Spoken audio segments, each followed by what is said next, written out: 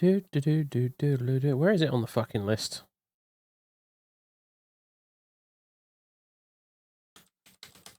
Twitch, why are you trolling me right now?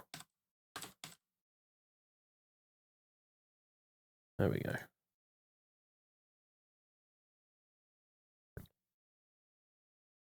Right.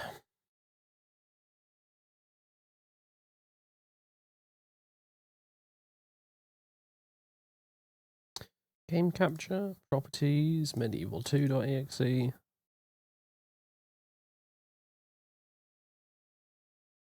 Black screen for now. Won't be for much longer. You can teach monkeys to fly better than that. Ah, Chili, thank you for the resub, my friend. Another month, another start and soon screen. Yeah.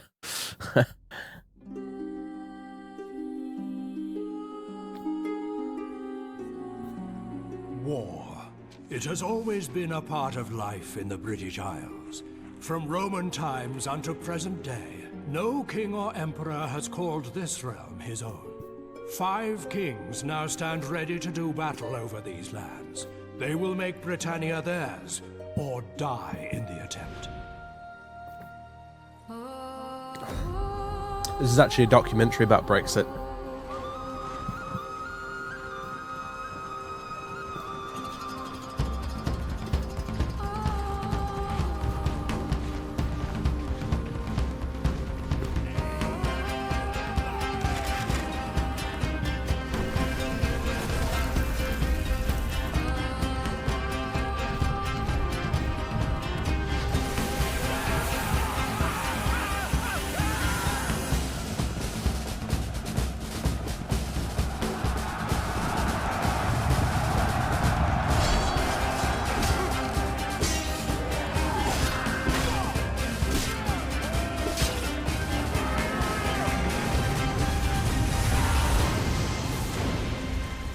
Fucking hell. These games have just...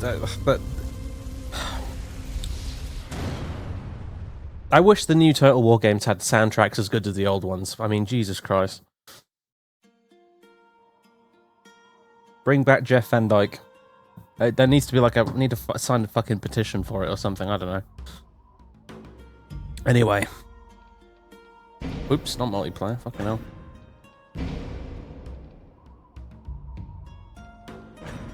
Didn't this game have, like, Oh, excuse me.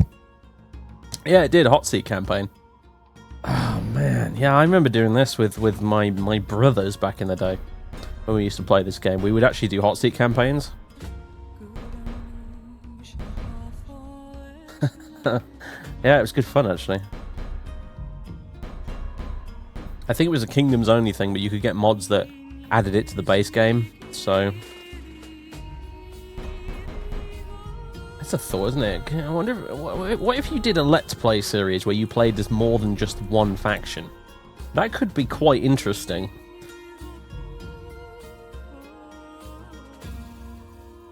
Anyway. Load game. Scotland stream.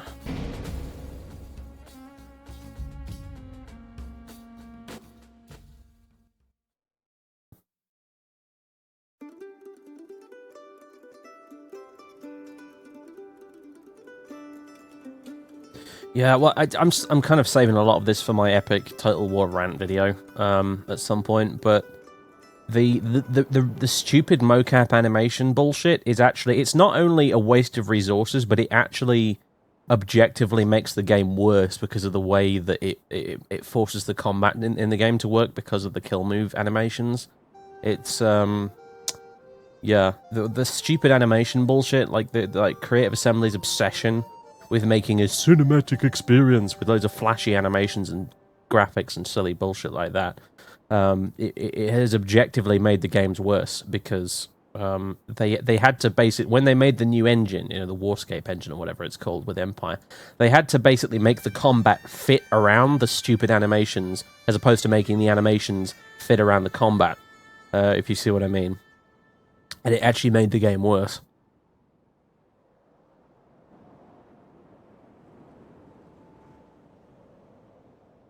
Anyway. Where were we? What were we doing?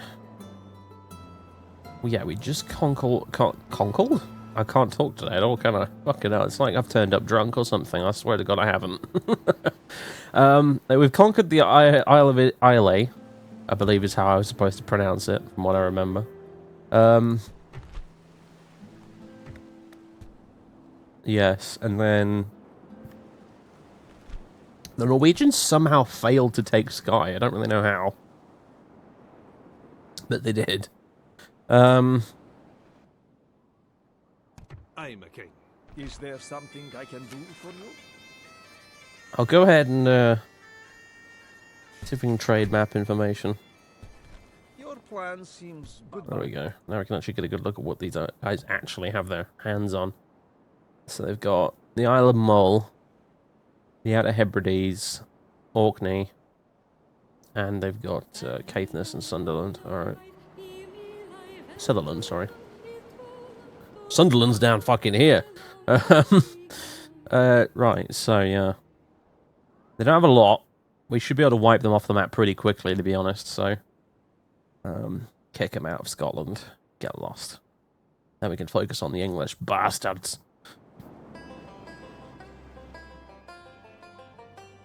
Can I be of service?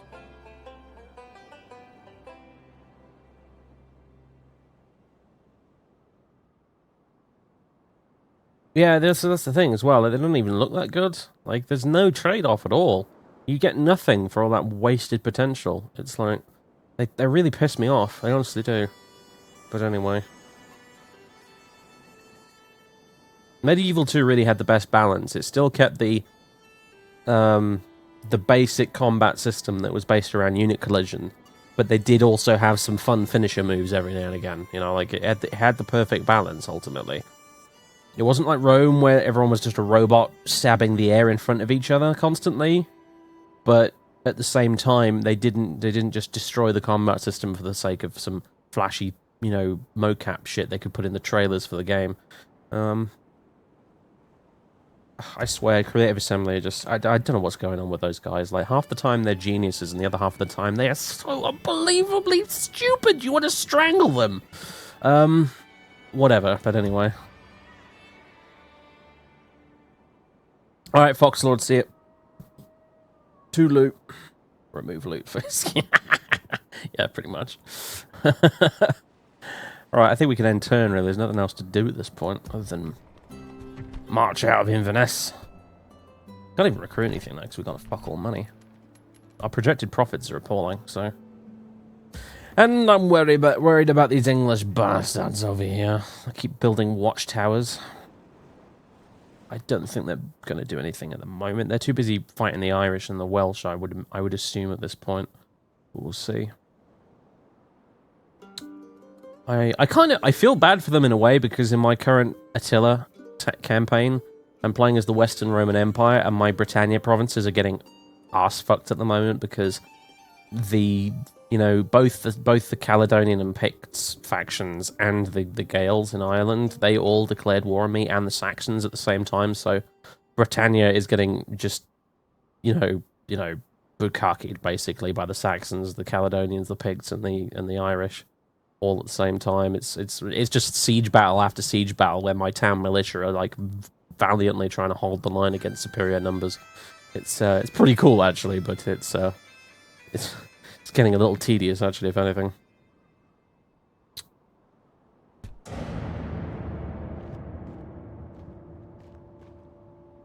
Productive move you just made there, AI. Well done, sir. Oh, you're actually fighting someone. Okay, I was like, what is he doing? Let's speed this up.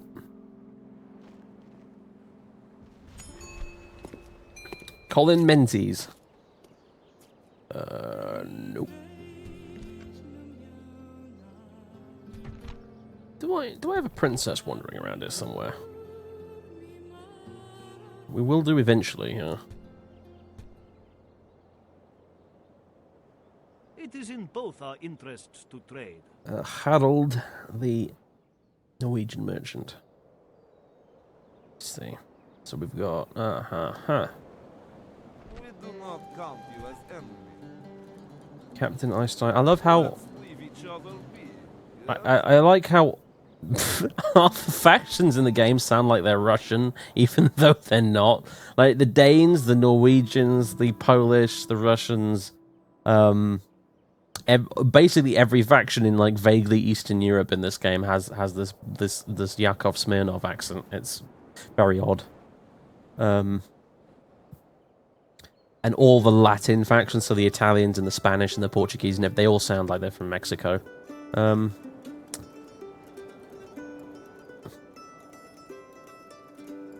They kind of half-assed it a little bit in some respects.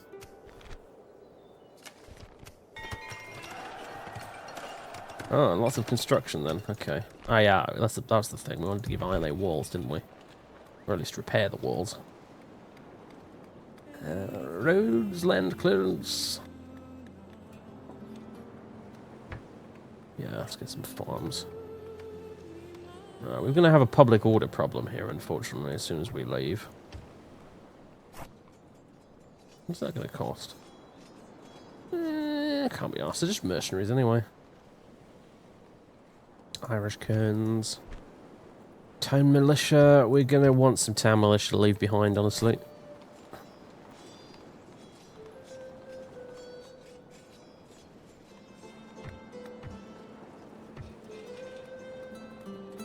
Maybe we should be building a brothel instead. Or a church. Yeah, let's build a church. There we go. I'll hold public order a bit. It will also slightly help us convert the culture from Norwegian and Irish, because that's a huge... Well, insurgents is one thing, but that's a huge cause for unrest at the moment, unfortunately. The fact that 23% of the population is like... Well, you know, 60... No, 46% of the population is not Scottish, so...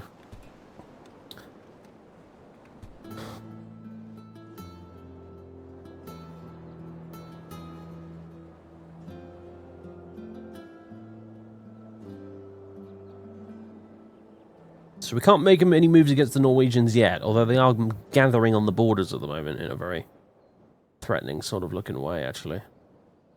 They are still hanging around Skye. And not really getting much done, ultimately. Let's see. Another unit of mailed knights. And some more Highlanders, I think. Actually, oh, hang on a minute. We've got Highland pikemen we could get. Yeah, let's get another unit of Highland pikemen. Yeah, that's a good start. I want to start building up another army here in Inverness, basically. And some heavy pike militia down here in Perth as well.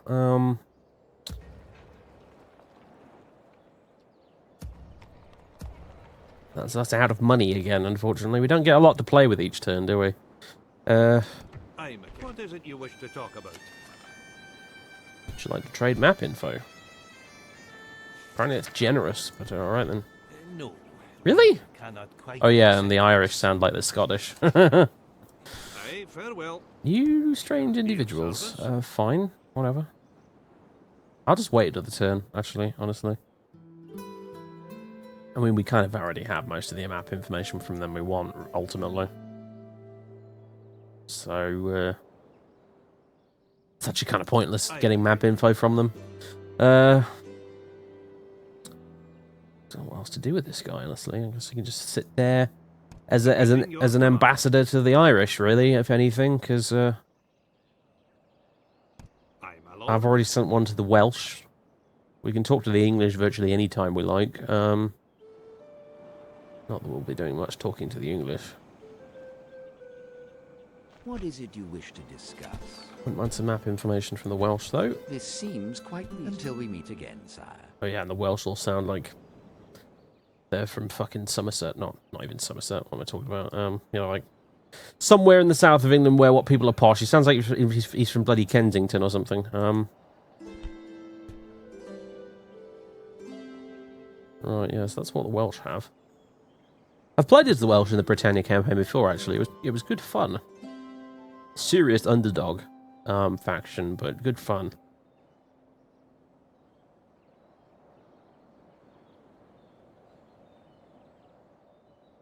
Cornwall? Oh god, no.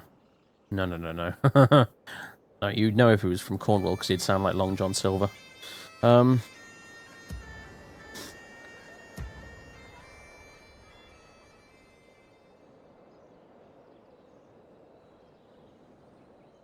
Yeah, fuck it. I guess we'll end the turn. Ah, that's not good.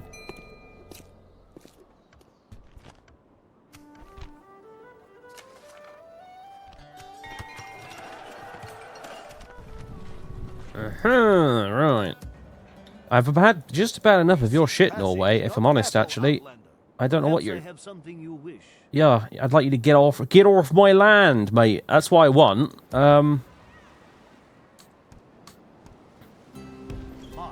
Alright, they're not too pissed off if I leave. All the same, I think I might give them a brothel. I have to admit, when I was playing Attila, I've noticed that the campaign play really has come a long way in the new Total War since the old ones. Like, in this game, you build a brothel, you get 5% bonus to happiness, job done. However, I've noticed in Attila, for example, if you want to build a brothel, it reduces the sanitation level in your city, for instance. It does give you, it gives you a happiness bonus or whatever, but it also reduces your sanitation. And if you have too many buildings that lower sanitation, then you get squalor. And if you get squalor, you get diseases. And if you get diseases, obviously you get, well, diseases which are bad anyway, but also you get bad public order and stuff like that, which can effectively negate the result of actually building the thing in the first place. So I have got to admit, credit where it's due, even though there are many things I don't like about the new Total War games. When it comes to the campaign, things have moved on quite a bit from the old days.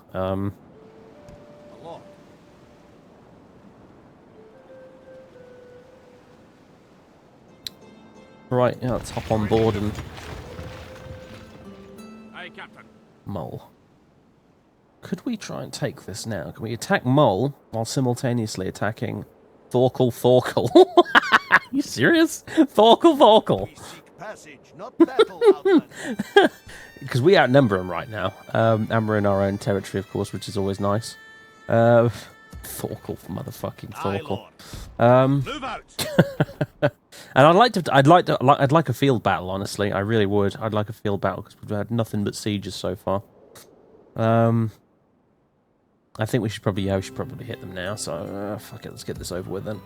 All right, so we've got some pikes, we've got a bunch of Highlanders, we've got archers, we've got mailed knights. What have you got? Passage, not battle, Viking raiders, Sami axemen. So we're going to have a problem here in that I believe his infantry are going to be quite superior to ours. Indeed they are. So that is going to be an issue. This is going to come very much down to the cavalry, I think, in this game, because the Norwegians have fuck all cavalry. They've got their general, and that's pretty much it. In fact, yeah. So yeah, he's got cavalry.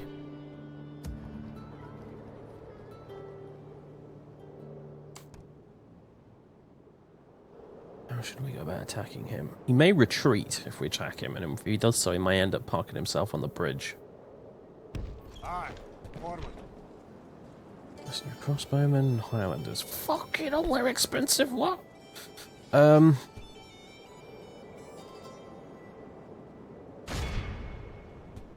to battle, sire. Balance of power is even though he has significantly fewer men than us. Yeah, he's got dismounted huskarls and all sorts of shit. So yeah, it's gonna our knights are gonna have to carry the day here.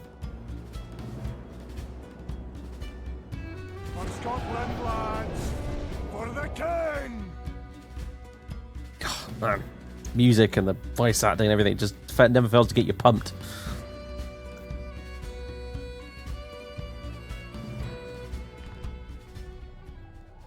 We're gonna get a cool speech.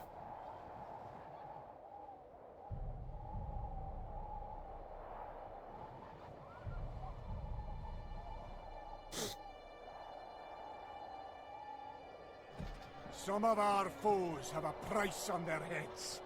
But if a head needs lopping, try not to think of the money!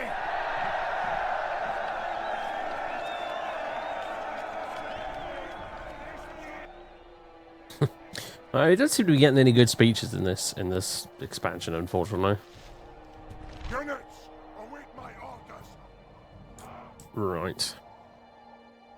Well, we got some woods. I want to... Well, it's... He's got a hill. I've got woods. This is going to depend a lot on whether the enemy is willing to come to us. We may be able to provoke them into it. But if we can provoke them into it, I may be able to hide my knights in the woods and get a serious flank on. Like a serious flank on. By the way, let's get our pike set up in the middle here.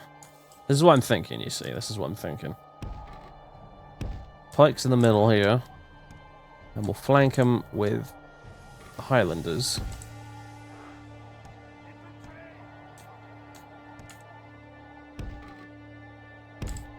I'll have an extra unit of Highlanders in the reserve here.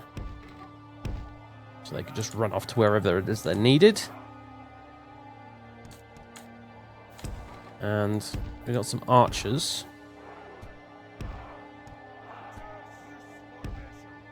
Oops. Slightly more archers than I thought we had. Who refuse to go into loose formation for some reason. Why? You stubborn little shits, why? Do you not have enough room or something? There we go. That was weird.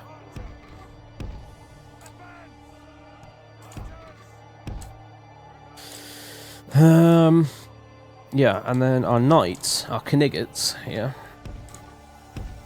We can deploy them in the woods where they are hidden. Potentially quite far up in the woods, actually, over here.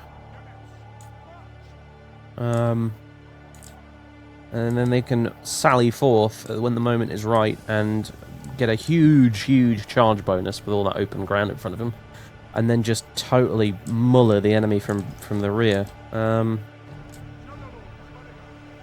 But this is going to largely depend on whether or not I can convince the baddies to leave their hill over there and come over here.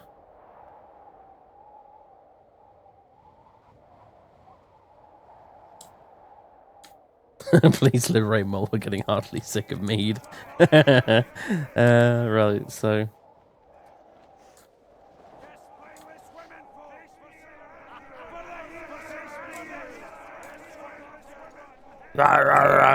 Scott is shouting, yelling. Right, yeah, very good. So, yeah. They've deployed over there. Question is, are they going to move? They're moving for now. I'm technically the attacker, so they're well within their rights to just sit on their hill and do nothing, but apparently the Norwegians are eager for blood. And it may be their undoing, we'll see. So what do we got here? Viking Raiders, Huskarls in the center.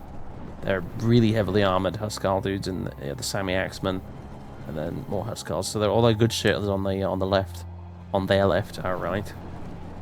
And then they've got their crappy little skirmisher cavalry, and then their bodyguard at the back.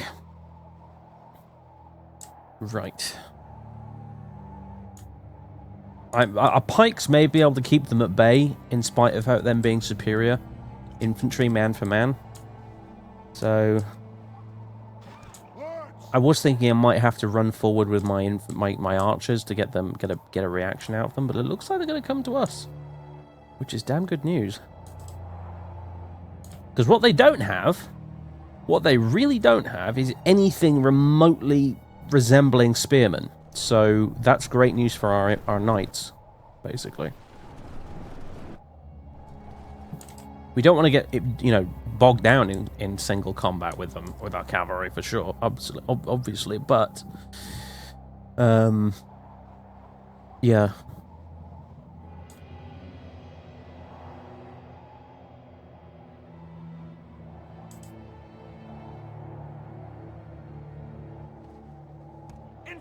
Infantry! Pikemen! Lords, guard this position! God mode, hey, excellent. Which has now put them into the pike wall formation-y thing. Unfortunately, they're not as ridiculously OP as the old pikes in Rome Total War used to be. Otherwise, I wouldn't be worried. If these were like Rome Total War pikemen, we would be guaranteed to win this battle. Just completely and utterly guaranteed, pretty much. So...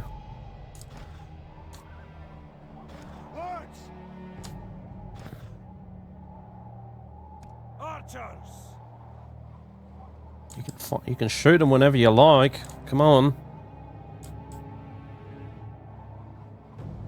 They don't have any missile units either, actually. That might be a factor in their decision to come to me rather than the other way around. Unfortunately, our archers are not very good, so against anything with even a reasonable bit of armor is not going to take a lot of hits from them, but we can certainly try and soften them up a bit.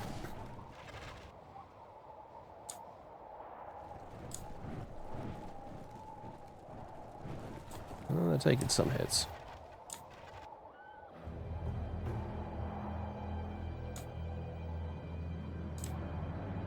Right, it's probably time to move you guys back now.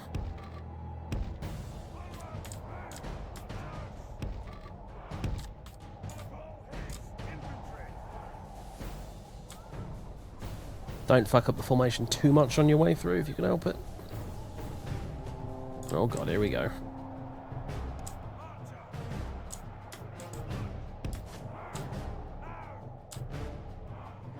Alright.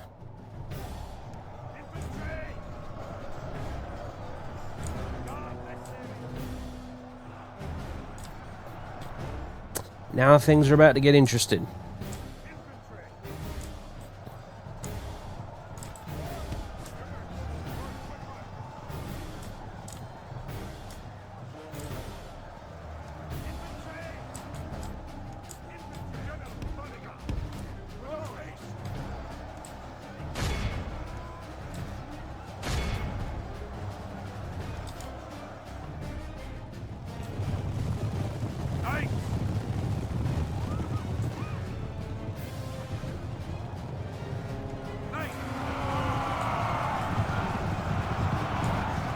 Oh, that retreating unit of fucking skirmish cavalry has actually screwed up the charge somewhat, but they are routing now, which is good.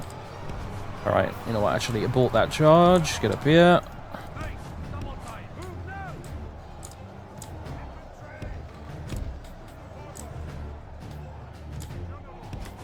Oh, what his general's up to? I was chasing my archers.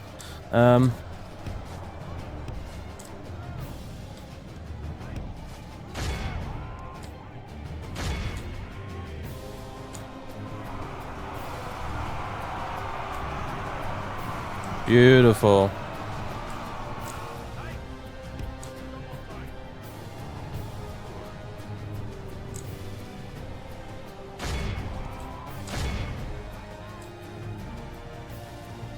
Yeah, we got a mass rout. Nice.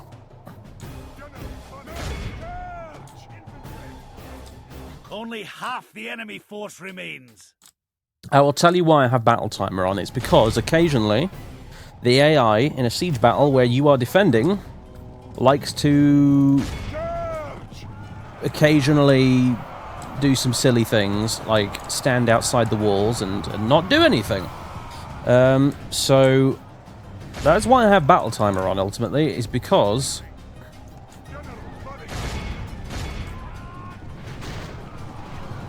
occasionally the AI basically bugs out in a siege battle and sits still and does absolutely nothing instead of attacking you, in which case if you've got battle timer turned off, there is nothing you can do. And you're basically stuck and you have to either sally forth and die horribly, or, yeah.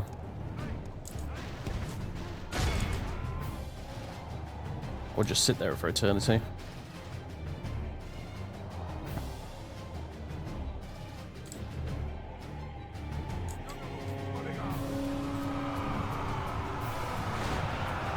Oh, here's a pro tip, by the way, and I forgot to do it there, but if you, just as you're charging, if you hit the rally button, your general will stand back and do the rally animation just as you're charging.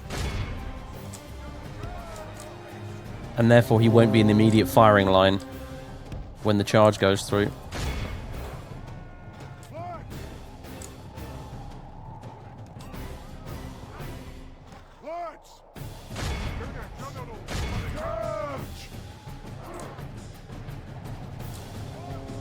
I was going to say, can you actually charge, please?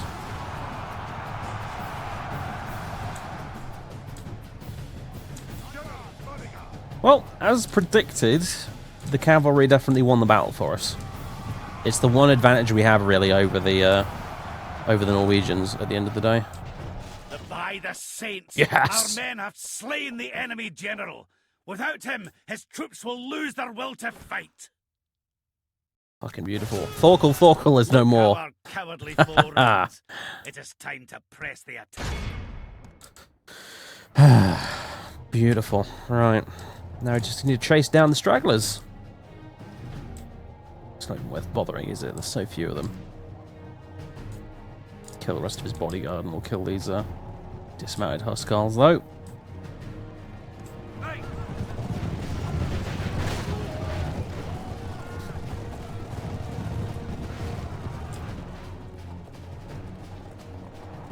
Oh yeah, Scottish cavalry is rubbish. Like, certainly against English cavalry or whatever, but considering the Norwegians basically have virtually no cavalry at all, and they have very little spearmen, it has de facto become our biggest advantage over them. So, and since I don't have any of the really good pike units with me, yeah, you know, all I've got is Highland pikemen at the moment, so.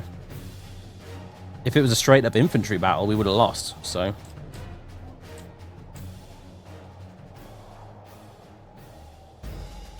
There's a lot of tartan corpses down there, as you can see. Alright, yeah, I'll do it. All of Christendom will be in awe of the victory we have won here today. The first faction I ever played a campaign in Medieval 2 actually was Scotland, now that I think about it. I got excommunicated and basically sent an entire army of Highlanders through the Mediterranean on boats to Rome, and they sacked Rome and the Pope, and, you know, and killed the Pope essentially, and got unexcommunicated that way. And launched the Scottish booze cruise to Rome, basically.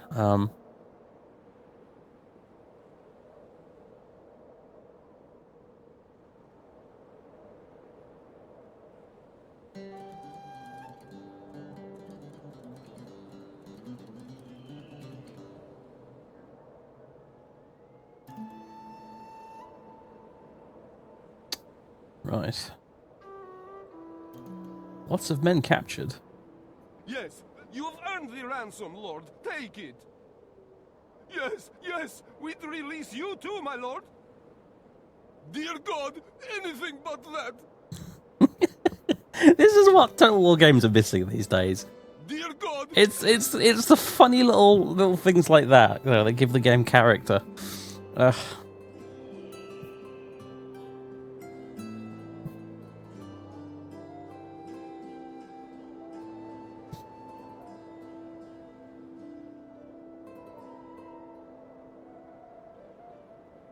Let's ransom them, I guess. Please, Lord. Aye, victory! Aspiring commander and veteran warrior. Very good. Which has given us an extra bucket of money I can spend on more troops, so. Including extra knights, because I think I'm going to need them. Oh, yes, I do. Some extra Highland pikemen while we're at it as well. Aye. Aye. Forward. Alright, so the Isle of Mull, next up. Let's... Aye, disembarking. Where to? Marching to engage the enemy, sire. It's a shame we can't night attack, because I believe if we night attack, he can't use reinforcements. And then we could just kill them all piecemeal, but we'll probably win anyway, so... This is our good army. This is our main army that's got all the shiny pike units. So we could potentially take the city though if we do this right. If we kill everybody and don't give them anything to retreat with.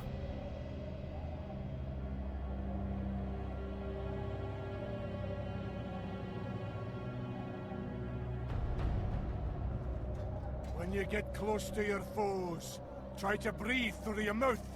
That way, you won't notice the nasty reek.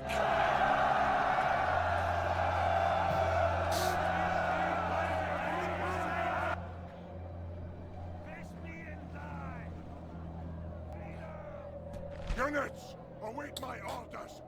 Right. Slightly different battlefield. I imagine there's going to be a lot of dying going on down here, in this sort of hollow area. Ultimately, though, I would prefer just to actually just stay on my big hill here, really. We can do that. I'd prefer it.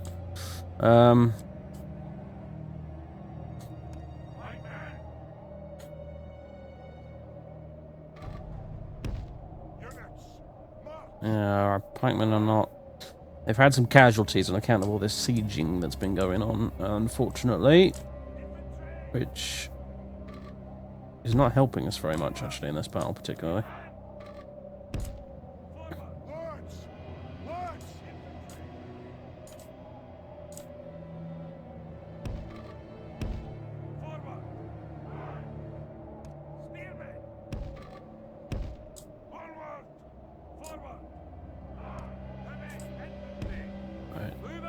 Shock infantry at the back here.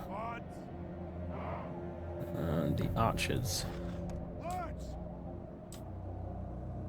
How much of a slope have we got here?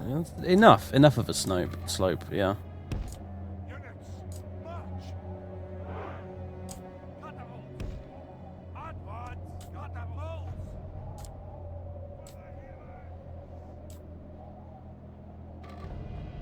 Let's get you deployed right there. Just to minimize the risk of killing our own dudes as much as possible.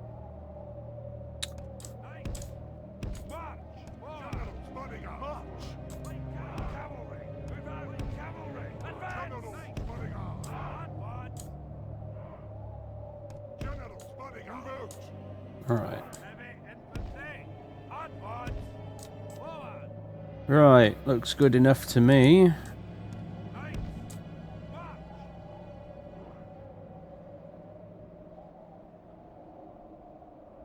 Yeah.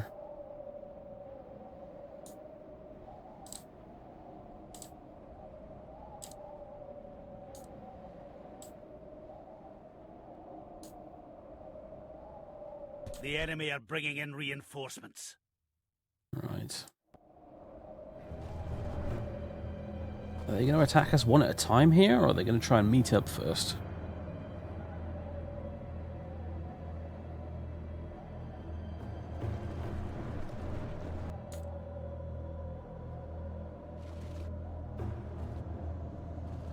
I don't really mind either way.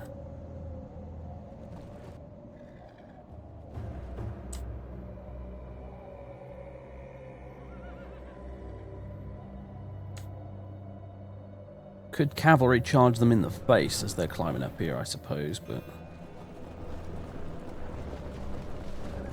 might result in us unnecessarily losing more horses than I'd like to, really. I mean, I'm content to sit up here, actually, really, if I'm honest with you. I think I'll just fire away with the old catapults and, you know, whittle them down a bit as they come up here, because their morale will be shattered by the time they get up the top of this hill. Pikeman! Pikeman!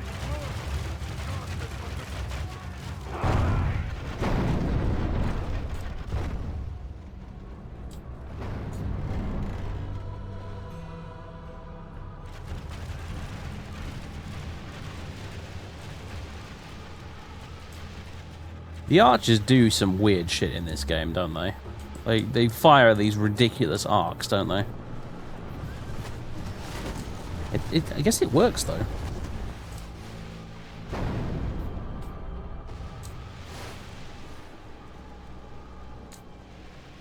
Tell you what. You can use that ridiculously OP flaming ammo. Mostly, though, because I think it will affect their morale a lot more.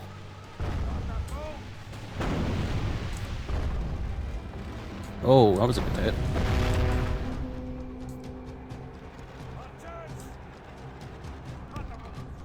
Move it back a little bit.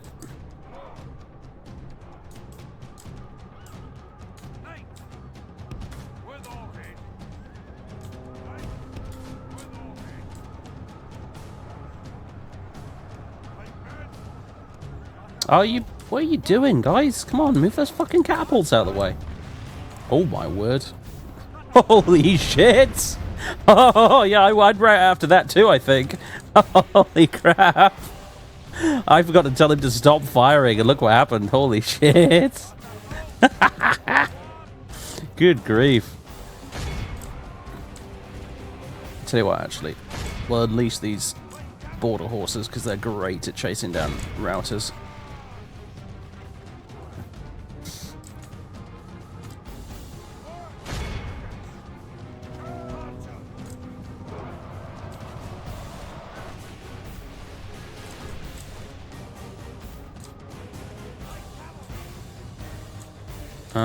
They seem to have rallied a bit. The enemy general has no honor. He flees the mighty Lord above. We have captured the enemy general. That will teach the cowardly dog to turn tail and run. Our men are winning the battle. If we continue like this, we will smash the enemy. Alright, yeah. Border horses, you can chase the them down. Are badly blooded. They have lost half their men.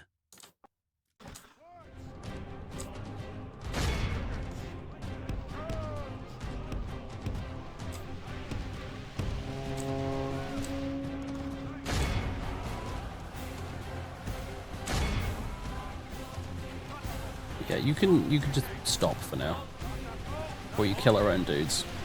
We got very, very lucky a minute ago. I don't want to try that again. Look how our cowardly foe runs. It is time to press the attack.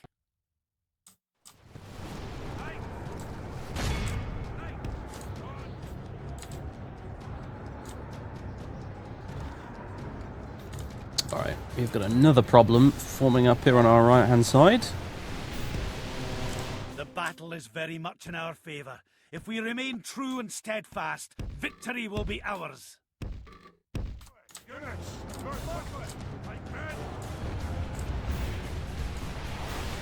Are these guys still firing? They fucking are. Stop it.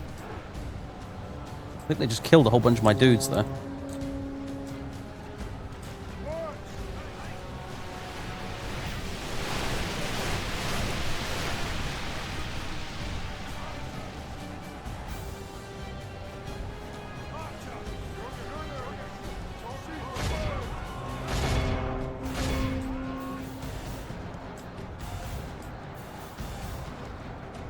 The enemy general has no honor.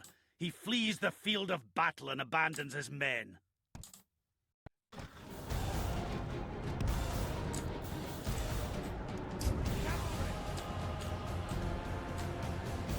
The battle is very much in our favor. If we remain true and steadfast, victory will be ours.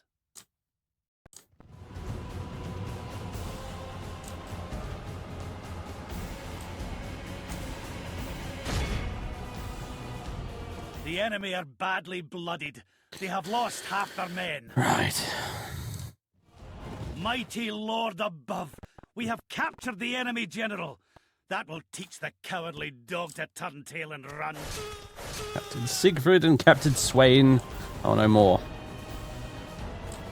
Excellent news. Look Right, how I our think cowardly foe runs. It is time to press the attack. we can take some archers with knights.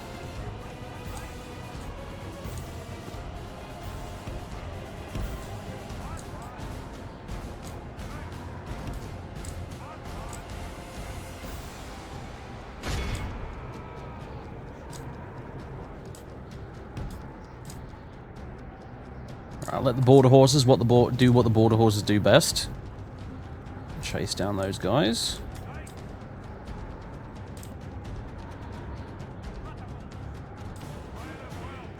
And you guys, I will briefly allow you to shoot these guys down out. Our men are winning the battle. If we continue like this, we will smash the enemy. Oh, fucking hell. Didn't see them coming.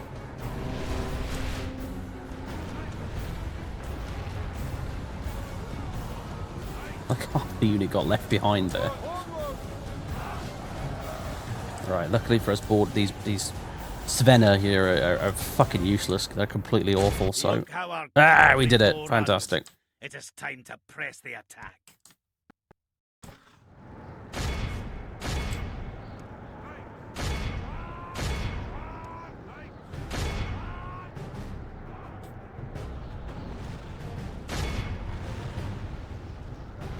Oh, fucking hell, stop.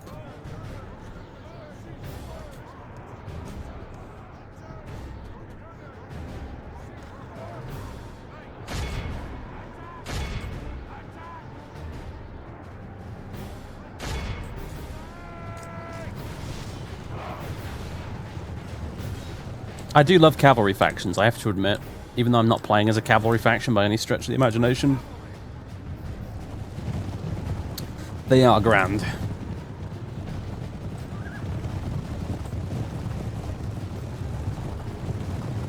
I love playing as like the Sarmatians and stuff in Rome Total War, for example. And that was that awesome Arthurian Total War mod where I love playing as Gwynedd with all their Teulu, or whatever they're called, the really heavily armed cavalry that could just basically win battles by themselves.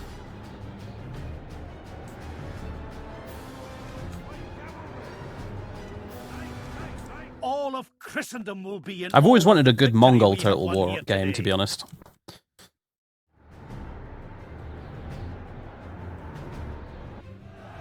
Do I think this game is still better than Warhammer and Attila? Yeah, on balance I do, honestly.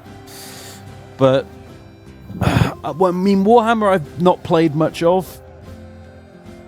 To be fair, I can't really pass judgment on it yet. But Attila is okay, but it's let down by the fact that it's running on that crap new engine they have. And it's really rubbishly optimized. It really is. It's terribly, terribly optimized. But it's a huge quantum leap over Rome 2. Rome 2 was and remains, unfortunately, even with big overhaul mods, it's still terrible, honestly. Someone suggested to me the mod Divide et Impera for Rome 2, and I gave it a go, and I just fucking threw in the towel and gave up as soon as I had to defend a settlement and the entire enemy army, which included war elephants, by the way, who outnumbered me about 5 to 1. They sent in 2 units into the town square, which I killed by surrounding with my garrison troops, and then the rest of their entire army stood outside the town doing nothing until the battle timer ran out. That was the point where I realized, you know what, I don't care how good a job they've done with the modding here, that nothing can fix this appalling AI. And so I just decided, fuck it. Why am I bothering when Roma Surrectum 3 exists? What is the point? So far, though, Attila does seem to be an improvement. I've been getting stuck into it. As I said earlier, I've been getting stuck into a Western Roman Empire game, and I've been enjoying it quite a lot. So I think I should play games of the Huns at some point as well, actually. After all that talk about liking cavalry factions.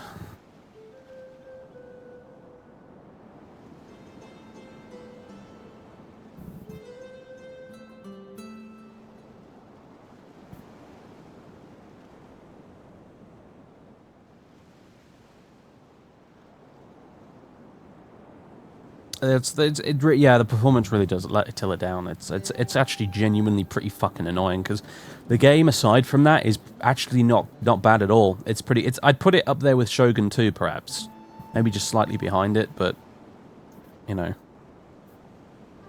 aside from that, it's not bad. But the performance is fucking shocking. It really is.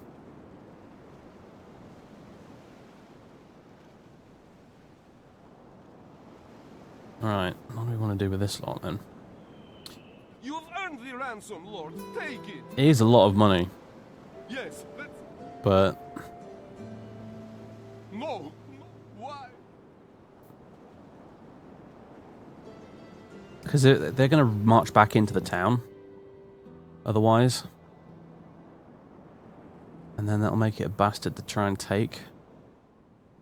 I'm gonna execute them. I'm going to do it.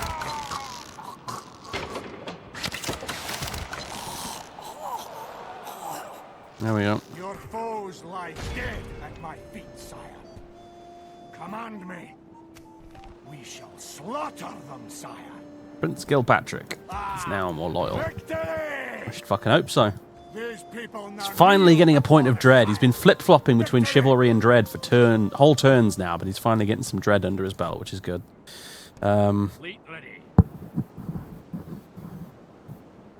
Which Total War is my favourite? It's still the original Rome. It's still got to be the original Rome.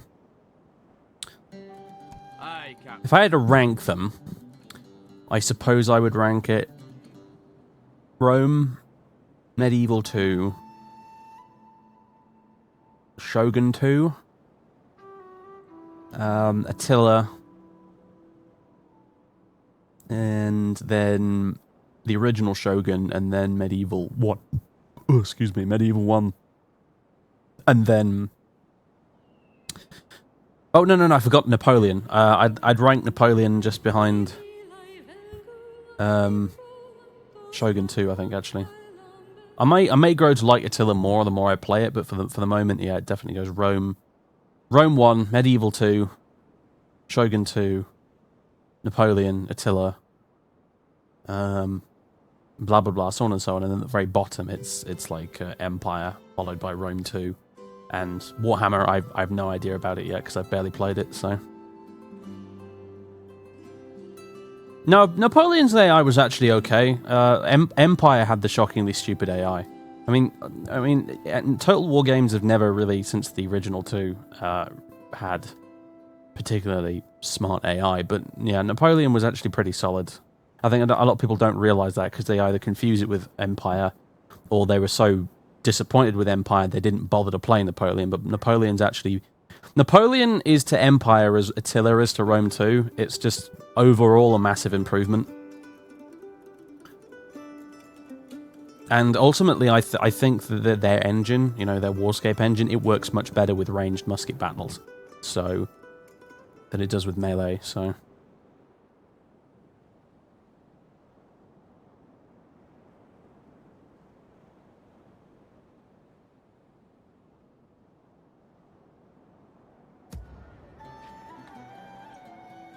I only rank Shogun 2 so highly, mostly, actually, because, the base game was pretty good. And it's good enough that I've never bothered to really mod Shogun 2, actually. I've never really felt the need to install mods on Shogun 2. I've been very happy with the base game. But I rate it especially highly because its 2 expansions it had were very good. Rise of the Samurai was alright, but Fall of the Samurai was just absolutely outstanding. I love it more than the original game, to be honest.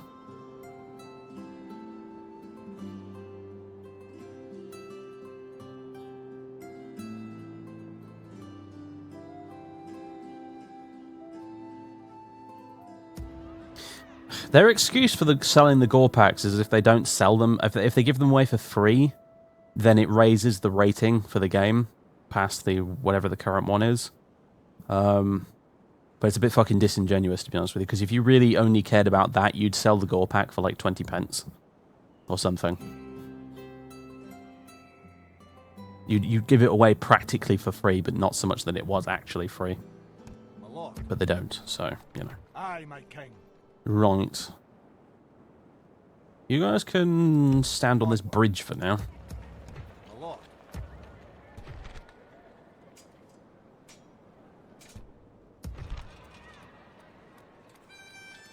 No governance. That's a problem, isn't it? Yeah. You should start adopting some new people.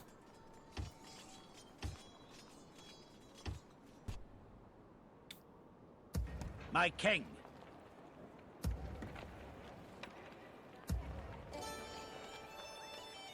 Aye, my king.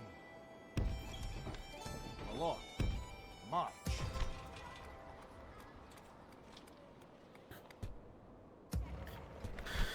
Anything worth building here? Aside from maybe a port? Yeah, let's build a port. There we go. It's pretty cheap. No repairs need to be done either, because we didn't have to take it in a siege. We were able to walk straight through the gates, which is fantastic. And we can recruit some nice units here too. Look at these. Regional recruitment, motherfuckers. This is good news. Give our infantry a bit of a boost.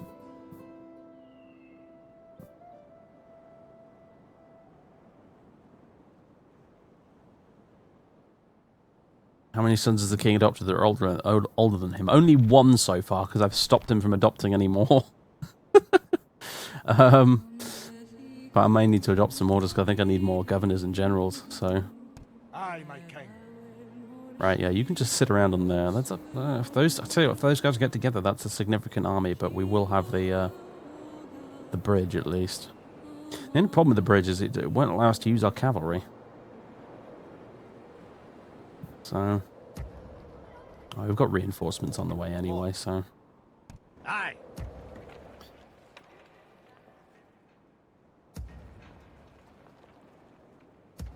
It still gives us more options, because obviously what we can do is we can hold them at the bridge, and then we can do a faux retreat. And then we can hit them with cavalry as we're retreating, and as they begin to cross the bridge, so... There's lots of ways we can make that work to our advantage if we really want to. So...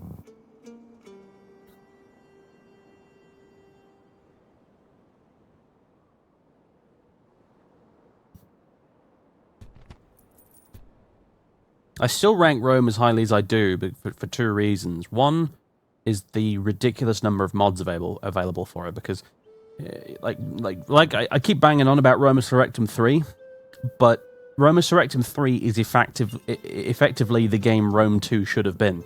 That's really what it is. Just think of it as Rome 1.5, I suppose, in a way. And that's what Roma Surrectum 3 is. It's really, really fucking good. I would play it any day of the week instead of Rome 2. But there's all the other mods as well for it. There's a Vikings mod. There's a Norman invasion mod to go with the Vikings mod. There's two Lord of the Rings mods. There's a Napoleonic mod for Rome. There's two medieval mods for Rome. There's several like barbarian invasion era mods as well. There's an Arthurian Total War one, which is basically the exact same map as this, but it's set in like the 600s, 700s AD, where it's mostly tiny Britain kingdoms being invaded by the Saxons. That's an incredibly good mod as well. There's too many. I can't even remember them all. There's just too many. They're so good, though. The modding community for Rome Total War was just unbelievably huge. They made so many mods, and they're all total conversion mods as well. That's the thing. They weren't just like little mods that tweak a few things. They were total conversions. They basically rebuilt the game using new settings and new units and things like that. Like with the Roma Surrectum 3 guys, they even made a whole new battle map for it, like brand new terrain, new textures, new trees, hills, everything. They completely redid the battle terrain. So, and yeah, I rank Rome the highest for that, and also because with those mods, you effectively get the best battle simulator out of all the games. The battles you can do in the original Rome, you know, in the original Rome, the vanilla game is still fun. Like, that's the thing. The vanilla Rome Total War scenario is still fun to play through, and I do it every now and again, even with all these mods available. That's the thing. It was such a good game by base. People didn't need to tweak the shit out of it. They were just able to sit there and go, right, well, this is a great system we've got here. Let's just make new scenarios for it.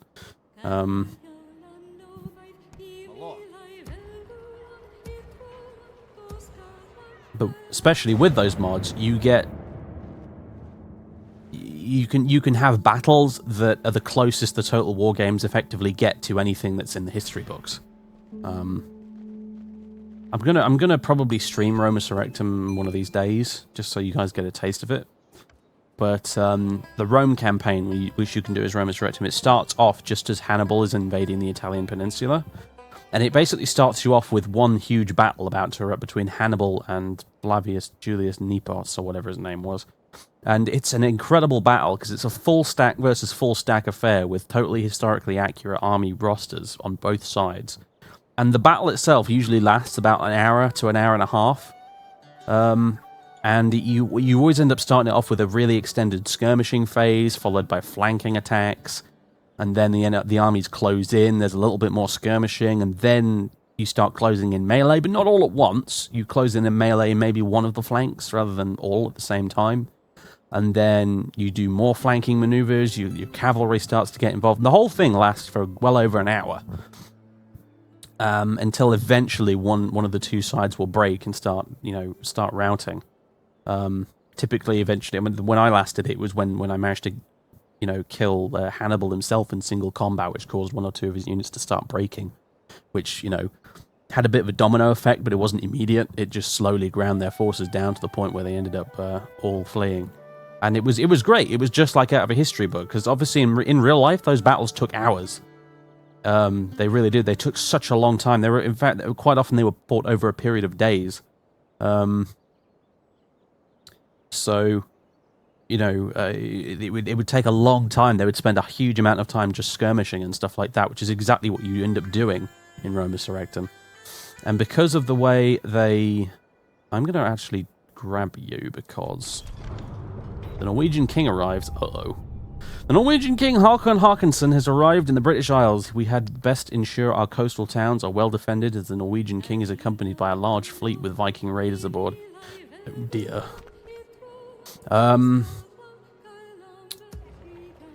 But the way they did the campaign as well, as they introduced something they called zero-turn recruitment, which basically meant that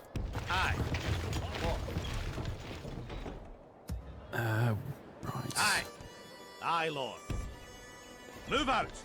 which basically meant that you could recruit up to like 9 units per turn, or however many slots there are, which meant that you had, instead of just like one monster stack that would ruffle stomp all over an entire country, like in the original game, you would have to build multiple stacks. You would have multiple frontline armies, and then you would have reserve stacks full of reserve units.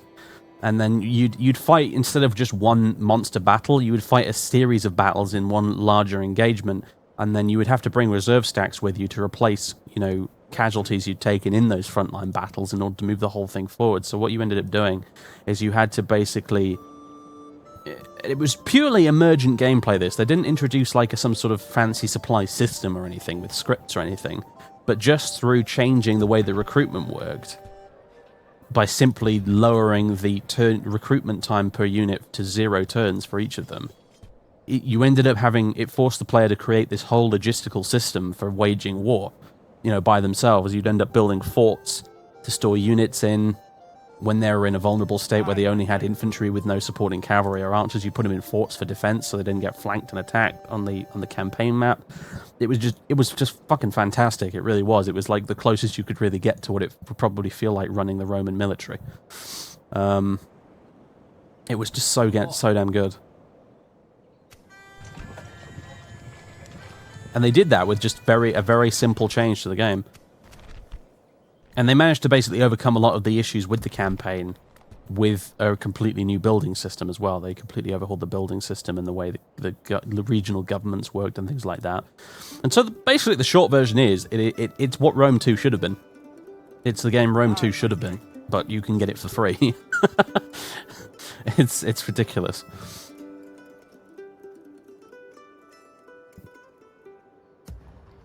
Alright, we've got a bit of money to play with. We're losing out on money per turn as we go forward here, because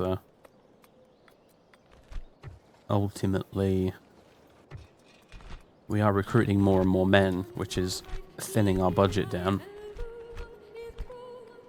However, it is a necessary evil. I think we are going to have to start upgrading our...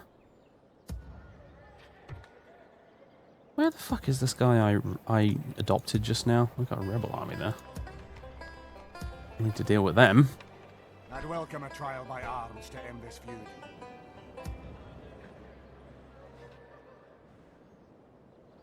Oh, I forgot about Aran over there. We'll deal with that at some point, I guess. Maybe we'll go deal with it now, actually, very quickly. Again, we need to recruit something to leave behind here, ultimately. Meantime, let's get some land clearance on the go. Or, actually, get the chapel. How's Miley doing, culture-wise? Very slowly converting them to Scottish culture. We're just overwhelming them with deep-fried Mars bars and haggises. And they're slowly coming around to our way of thinking.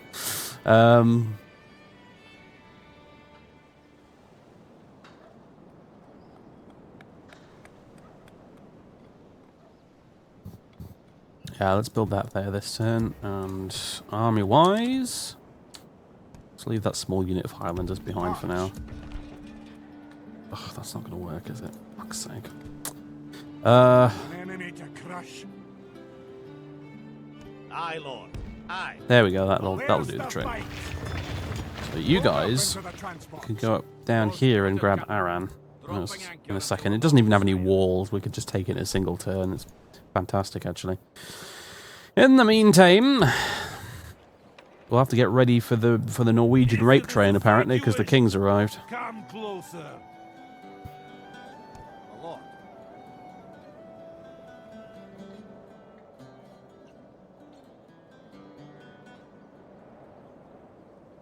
Iron Brew, yeah, just drowning them in it. Just they find the dissidents, throw them in the dungeons, and then just empty buckets of Iron Brew in their faces until they turn Scottish. Where to? Basically waterboard them, but in Iron Brew instead of water. My lord.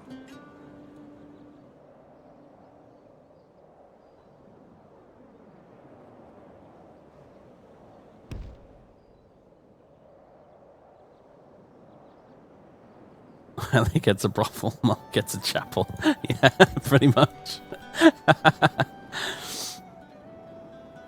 Oh, they finally got around to attacking Skye again, apparently. I wish I knew where the fucking Norwegian king was, actually. He's probably, if I had to guess, he's probably turned up in Orkney, but You can teach I'm not sure. monkeys to fly better than that. Valorn, 2 months in a row, sir. You are a little bit late, yeah, but no worries, no worries. We're still getting stuck into this. It's getting very late where I am right now. It's past midnight, but I don't give a fuck because it's a Saturday night. And my sleep schedule's pretty rubbish anyway at the moment, so whatever. We'll continue for now. Still got some money to play with.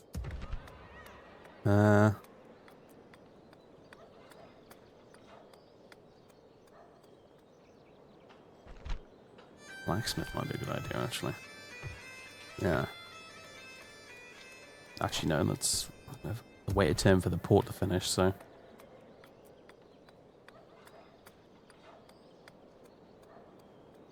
Council chambers. Probably a good idea, that, actually.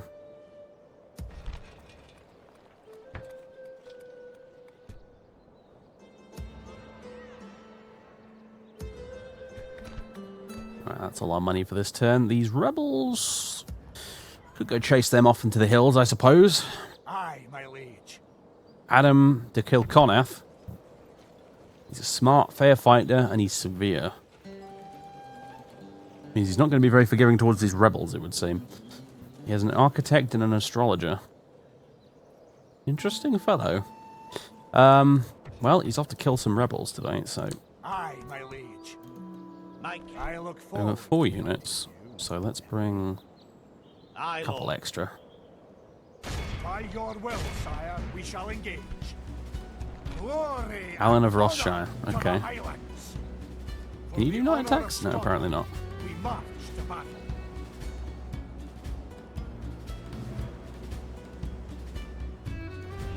May God bless the sons of Scotland. It's made from a set of ingredients that are kept mostly secret, and there's a very distinct taste. Yes, that's true. It also has a very distinct look, of course. It is bright orange, and I've said this before, it basically looks like something that was taken straight out of the Fallout universe. It's bright orange, claims to have been made from girders, and it is one of the most Scottish drinks you can find anywhere. To arms, bonny Scotsman. And it tastes Our foes like have virtually blood nothing else you've that ever needs tasted before. shedding. I said it last time, but anytime someone asks me what does Iron Brew taste like, I'm like, I don't know. It just tastes like Iron Brew. I don't really know how to describe it.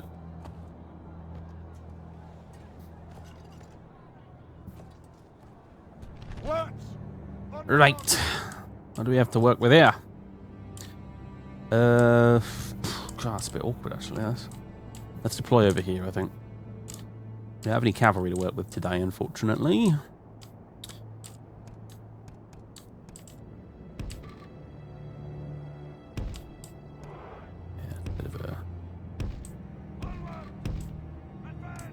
Bit of a small-scale battle today.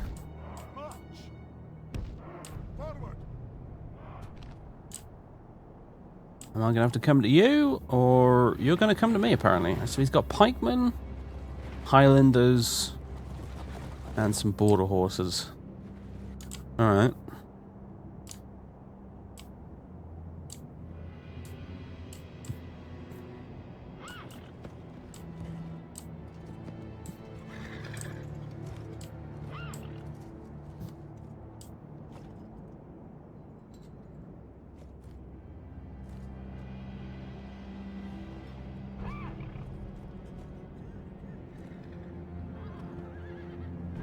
Scotland's the only nation on earth that doesn't have Coca-Cola as the #1 soft drink. I hope that's true.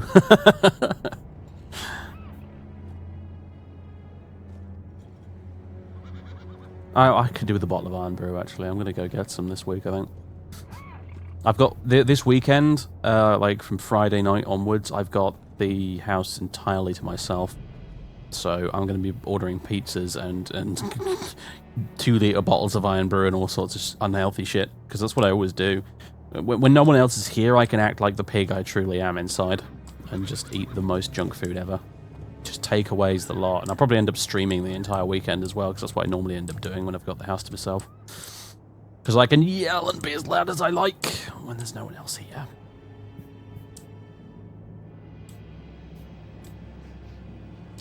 God, look at that sky. I've said this before, but the game still doesn't exactly look bad. Graphically, it's not exactly cutting edge anymore, but it doesn't look bad. You know. It's not like vanilla Rome, which really does look a bit cartoonish by today's standards. This game still manages to look nice.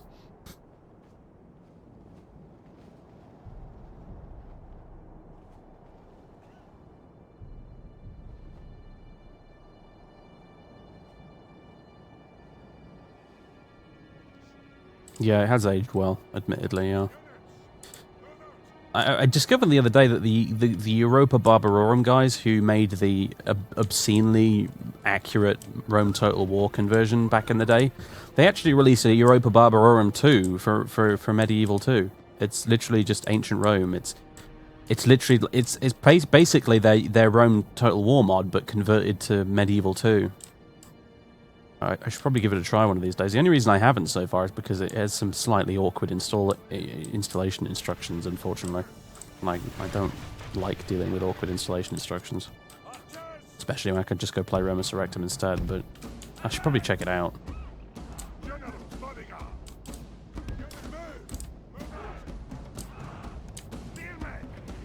Guys, you need to run now, for fuck's sake. Jesus. She go get up on that hill.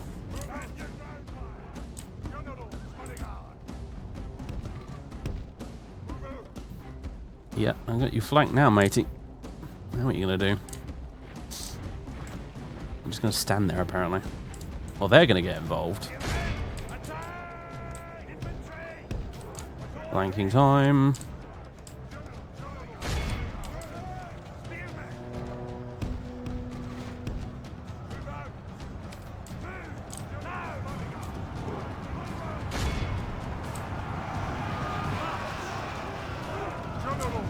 Alright, move, because those pikemen are headed your way.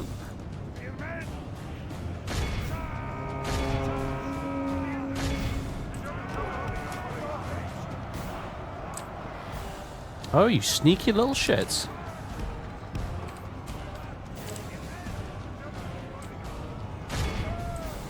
Alright, kill those little fuckers. Get him. The battle is very much in our favour. If we remain true and steadfast, victory will be ours. General versus general. Let's do this. Fuck yeah.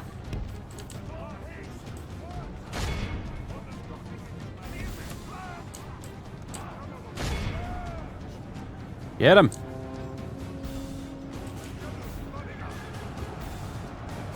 One problem I did have with Medieval 2 back in the day is how fucking unresponsive the units can be at times. I don't really mind it so much now, because in the new Total War games the units are way too responsive. But a lot of the... Good tidings. There we go. The enemy general lies dead. We have set the cur to hell. The enemy army flees the field. After them. Did kind of feel that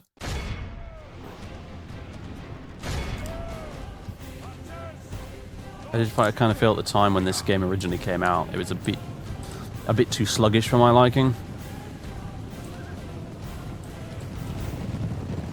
But looking back, it's actually Medieval 2 is a weird one because it's, for me, it's a bit like the Oblivion of the of the Total War series. If you want to think of it in terms of Elder Scrolls games, it's a game that when it originally came out, I wasn't overly fond of. But as it's aged, I've grown to like it a lot more, and now it's pretty much my second favorite of the series.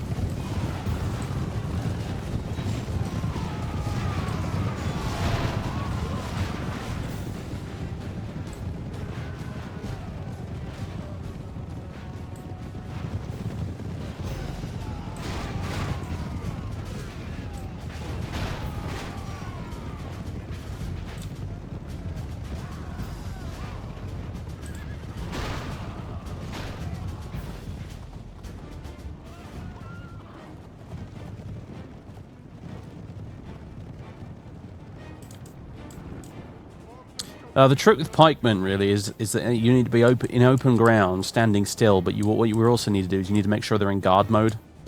Otherwise, pikemen just don't seem to do what they're told. If they're in guard mode, they'll actually function correctly. But otherwise, no. But even so, they are a lot messier compared to the Rome Total War pikemen for sure.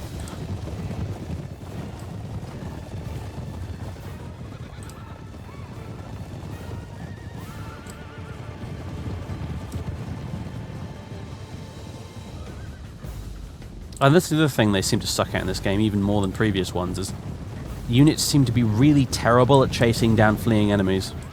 It gets even worse with the newer Total War games, but I mean, they're doing an alright job now, but Shogun 1 and Medieval 1 were probably, I think, the only games in this series where you could chase down fleeing units without things acting a little bit retarded.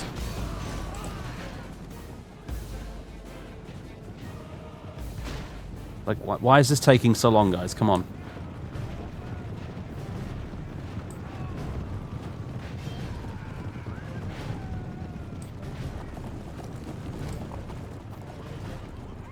There we go.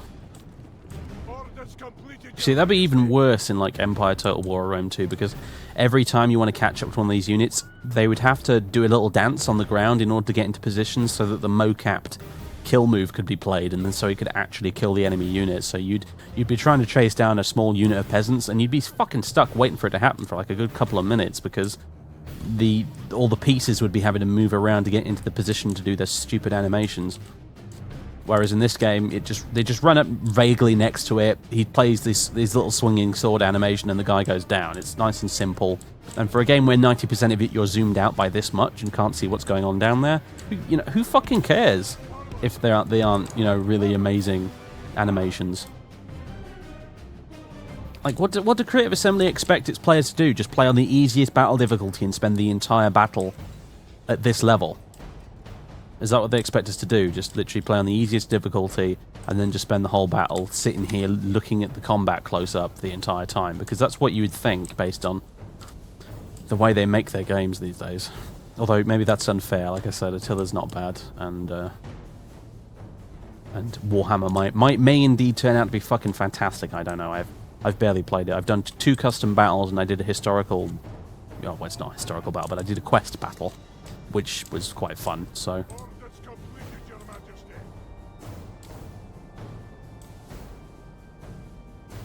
I think that's it, isn't it? We can just exit now. Whoops. This is a clear victory that goes to only men of great virtue and valor.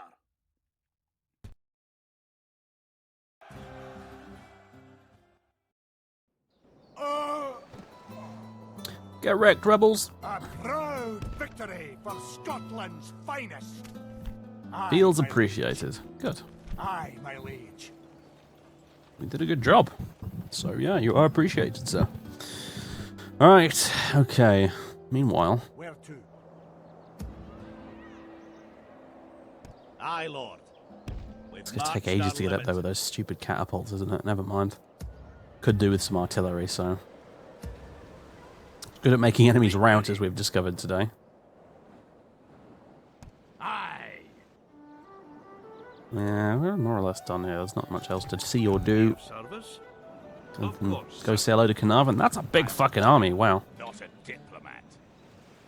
That's a lot of Welsh. With some pretty good spearmen too, actually. And some pretty good archers too. Yeah, the Welsh gets kick-ass archers in this game. Whoa, what the fuck's going on over here? Holy shit. Look at this mess. Good God. Went Raiders. Malthraffle Swordsman. Swordsman? What? Horseman even? What am I on about?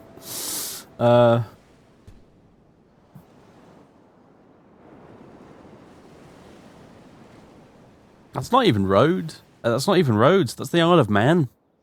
I don't know why everyone's so fucking interested in the Isle of Man, but they, for some reason, they are. I'm only, you know, I mean, like they can battle over it all they like, but I'm going to end up taking it in the end. Let's be honest. It just looked like roads actually when you zoomed in like that. To be fair, because this looks like Turkey, doesn't it? This looks like the Aegean Sea, and this looks like the Levant here, like Antioch be down here somewhere. My brother went on holiday to Rhodes, actually, a few weeks ago. Aye, my king. I'm very jealous. He went and climbed mountains and went to see ancient ruins and shit, which is like my fucking ideal notion of a holiday in the Mediterranean is literally walking around Roman and Greek ruins all day. So, just a teeny bit jealous.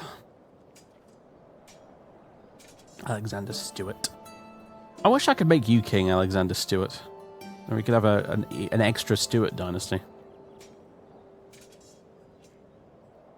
Look at that fucking guard dog. That's the derpiest dog portrait I think I've ever seen in my life. No, we don't have. We don't have any assassins. I don't even have any spies, I don't think.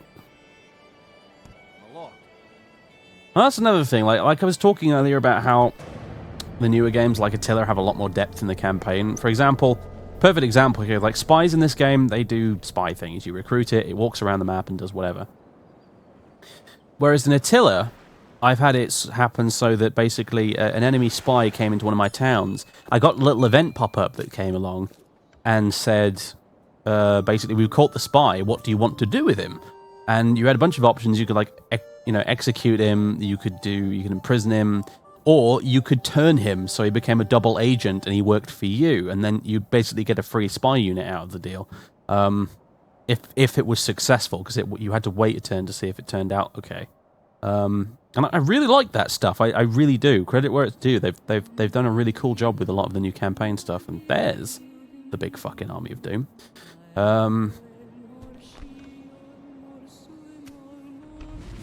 England and Norway are now at war. Fantastic news. And Islay have got their brothel. Brilliant. Good stuff.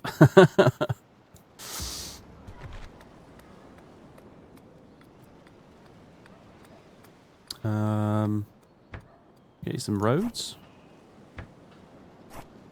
Some land clearance probably better, actually. Fleet ready.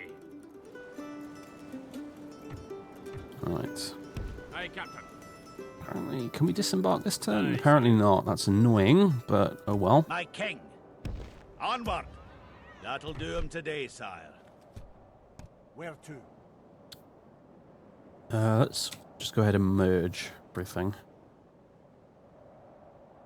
Aye. These knights back there, get them retrained.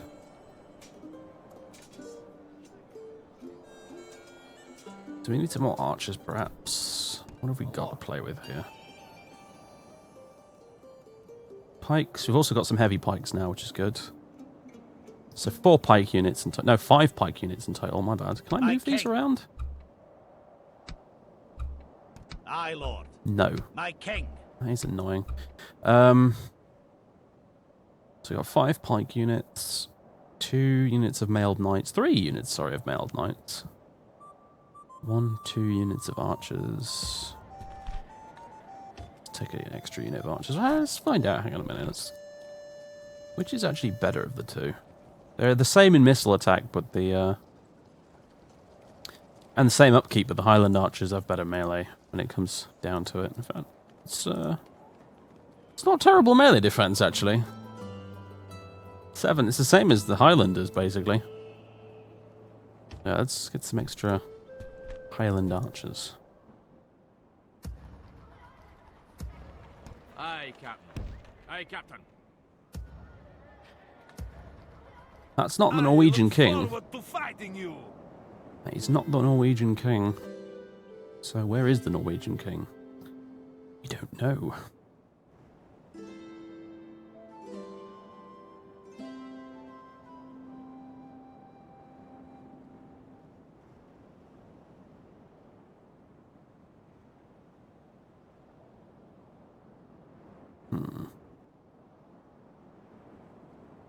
Aye, Lord. Alright, I guess we'll just wait a turn again. Although, First find peace. didn't I have a merchant around here somewhere? Yeah, there he is. Your service.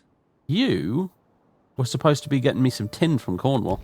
As you say, sire. Keep forgetting about the I'll need a bugger. wee rest before heading on, sire. I've travelled as far as I can today, sire. What can I do for you? Ooh, an alliance would be very generous, apparently, with the Irish. That's interesting to know. Well, that was uneventful. Yeah, it was a bit.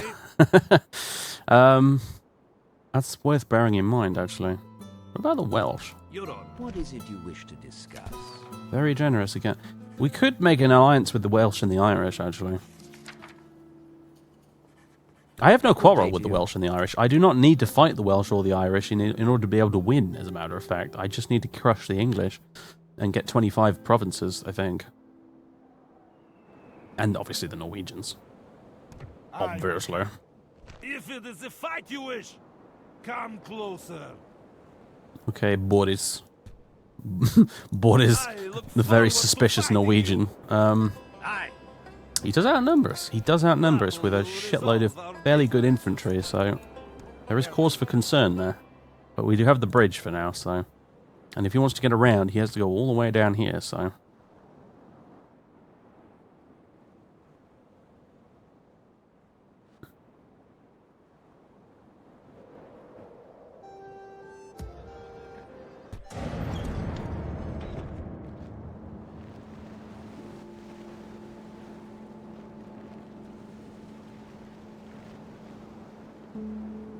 Yeah, it's a total warism, to be honest with you. They have a tendency to... Oh, here we go. Is he going to do it? He's going to do it. All right. They have a tendency to just group factions together into one blob and just call it Ireland or something. So, to be honest with you, I doubt Scotland was even unified at this point in history. This is going to be interesting. Lots of dismounted Huskarls. We are certainly not guaranteed to win this one. We could retreat.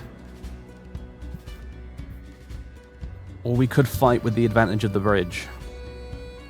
A bridge which he may end up just standing around on after we're done here, which would then put us in a very awkward position. Obviously, you'd think he'd probably want to march straight onto Inverness, but...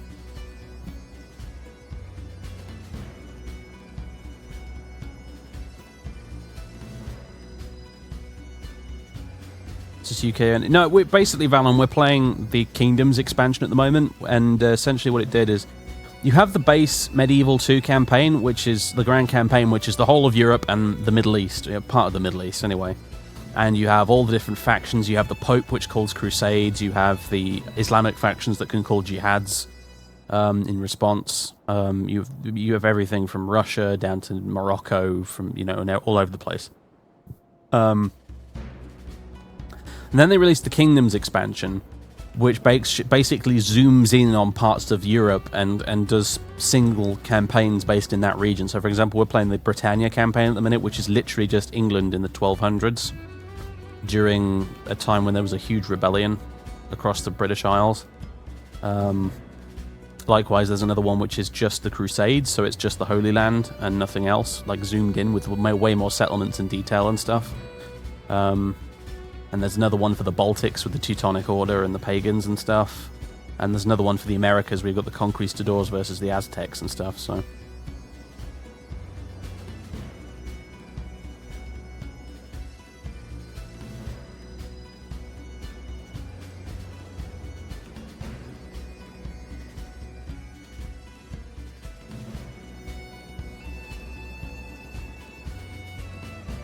Oh yeah, you're pretty much spot on. Like, back during the time of the English Civil War, for example, King Charles was king of both Scotland and England, however, and Ireland as well. However, at the time, England, Ireland, and Scotland, they were all separate kingdoms, effectively, which he just happened to be holding the titles of. So Scotland, for example, it had a completely separate judicial system to England. It had a separate church, separate religion, separate pretty much everything. The only thing that united them was the fact that they shared the same sovereign. So they had ironically back then they had far more devolution and freedom than they do today. So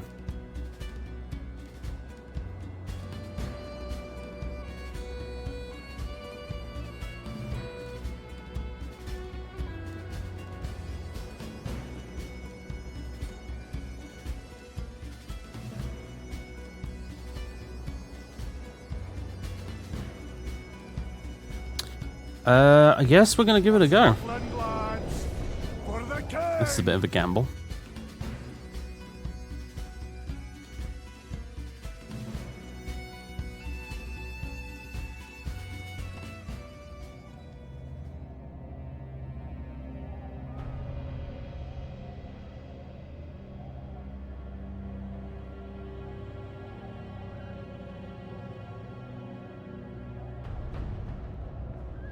That lot over there!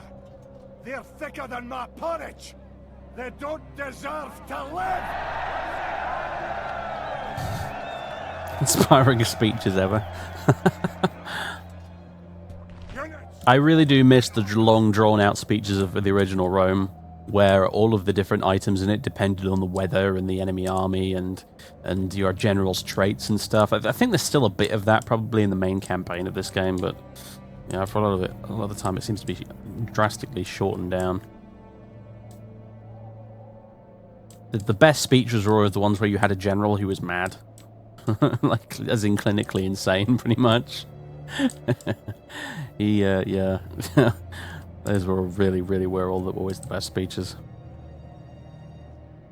Talking about goat entrails and things like that, it's just too funny. So I think there's only one crossing. There can be only one. So we need to think quite carefully about how we're gonna organize this. What I would suggest is the heavy pike militia take up front and center, and we flank it on both sides and basically create a big spiky death trap for them at this end.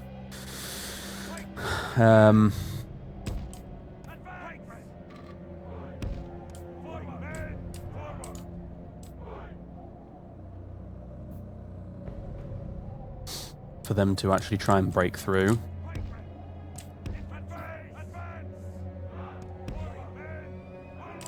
And the rest of the infantry will have in reserve behind them. And then the horsemen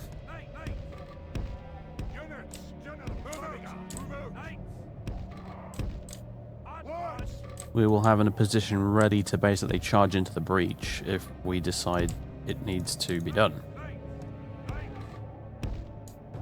Will you fucking move, please? What is wrong with you?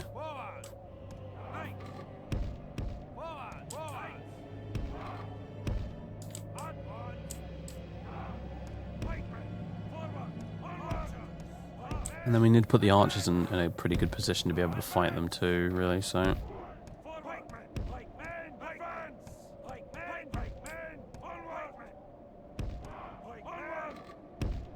If you're getting sick of them saying pikemen by this point, just know that I am as well. Really, I could have done with a catapult at this stage. Big time could have done with a catapult right now, but unfortunately it's a bit late for that, so we'll just have to make do.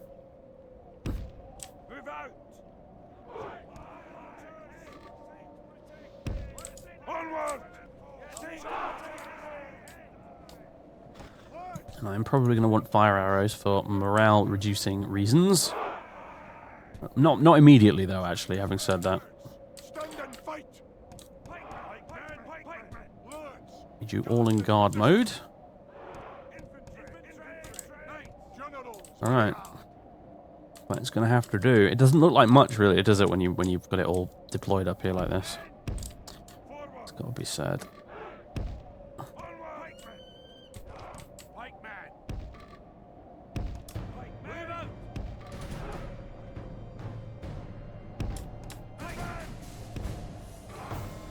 Oh god, it's going to be awkward shit.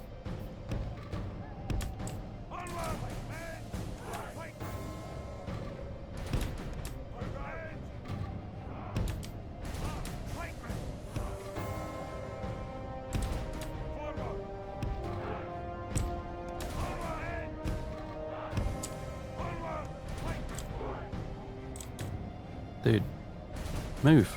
Fucking move. They're coming. They're right now. Jesus Christ. They're not wasting any fucking time, are they? Look at them go.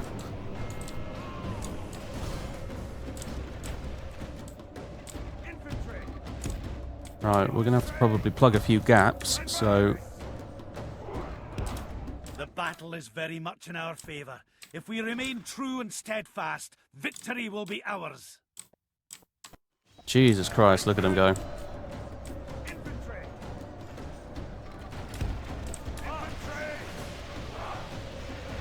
They're routing already, good.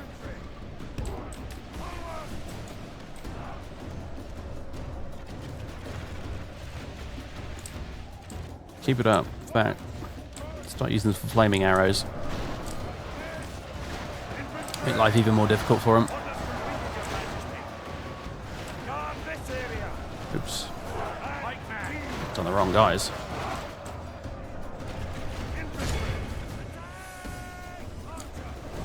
Oh, yeah. Fighting to the death. Oh, King of Norway. I don't know what your name is, but you're a goddamn idiot. Here comes more.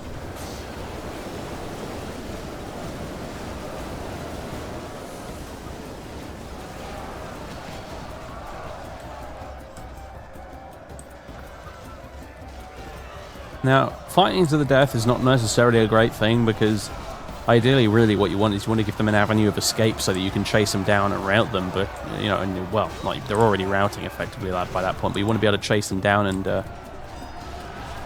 kill them easily that way instead of having them fight to the death. But at this point, I don't really mind because we certainly have the upper hand, and the more Norwegians we kill, the better, because there's no way they can replace this shit. They do not have enough settlements or money to do that.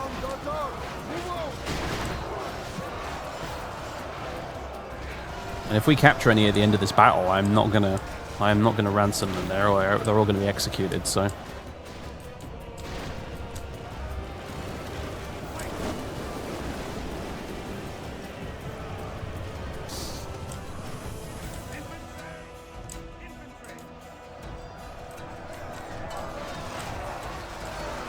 The enemy are badly blooded. They have lost half their men. Can I believe you made that joke? Oh, God. Yeah, basically, the Norwegian commander right now is literally just thinking in Norwegian. Mistakes were made, mistakes were made, mistakes were made. Oh, my word.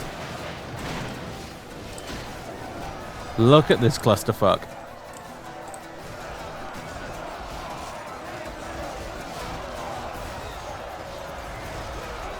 You can stop using the flaming arrow ammo for now, I think.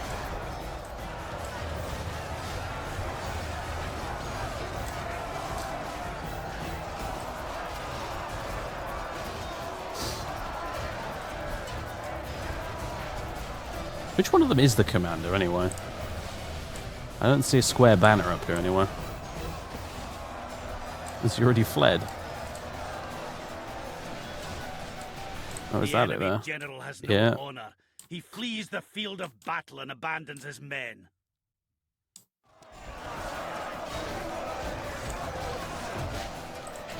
Look at the fucking carnage! One of the best things about these games is looking at the sea of bodies afterwards.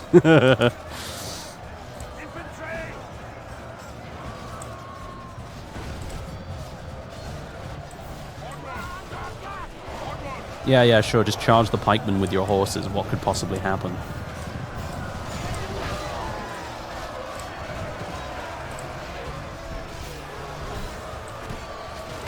Getting fucking massacred. This really is the definition of a massacre at the end of the day. I don't even have to do anything. It's one of those occasions where you can just sit here and watch it zoomed in. The enemy general flees like the coward he is. Press onward and break the spirit. Mighty Lord above, we have captured the enemy general. That will teach the cowardly dog to turn tail and run.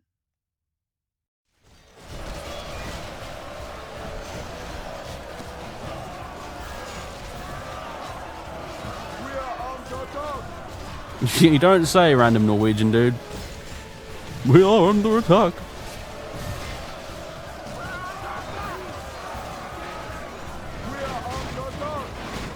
I don't think we need any more arrows at this point. We're only going to hurt our own men, I think, by now.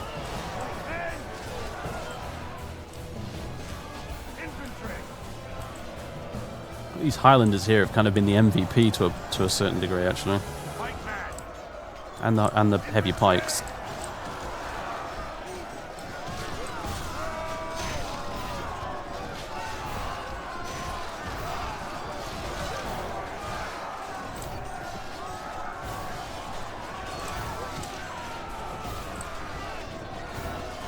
You know, you remember the Battle of the Bastards from Game of Thrones? Is anyone else getting any funny flashbacks to that right now? Unfortunately, the Norwegians didn't bring a giant with them, so... or any Knights of the Vale running over the hills and behind us there. Oh, man. Now I know how Ramsay Bolton felt, you know, before he realised he'd been double-crossed. You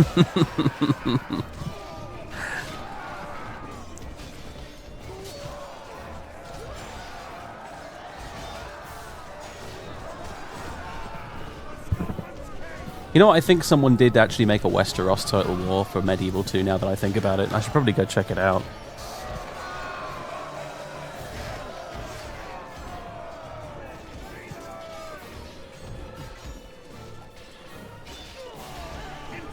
I'm pretty sure I just heard one of the Highlanders shouting, "Freedom!"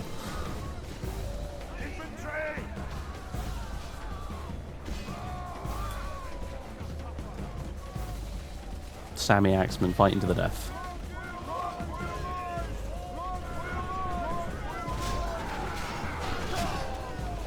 It says fighting to the death, but they mostly just seem to be shouting, "Run for your lives!"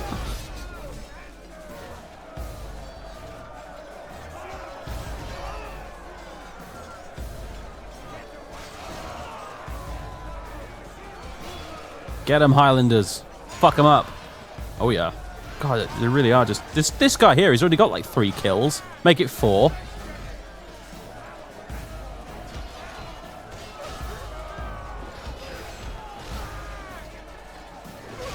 Five kills.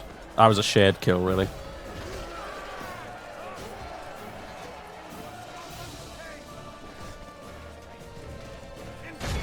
Well, let's not leave everyone out of the fun. Right, you know what? Bloodthirsty Stewart, whatever your name is, you might as well get stuck in too. Why the fuck not? They'll probably all be dead by the time he gets here, though.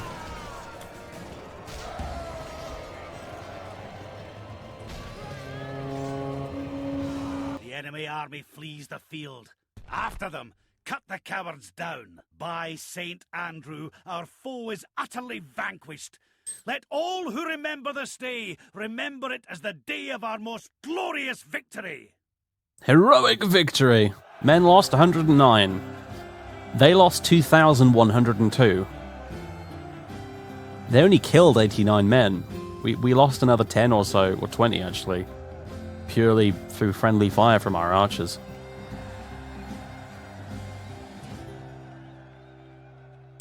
Yeah. Yeah, I think if this were going into a history book, you'd probably This would be the point where historians decided Norway had lost Scotland. This is the point where Norway fucked up to the point of no return. Yeah.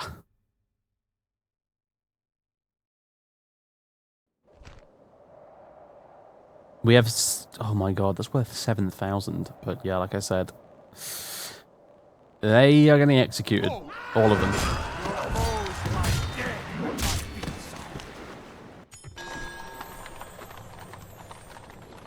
Prince Gilpatrick Agnes of Peebleshire.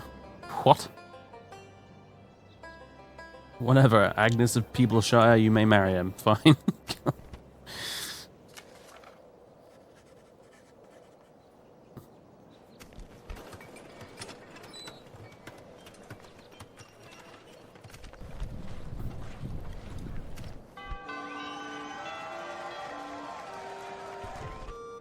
Prince Gilpatrick.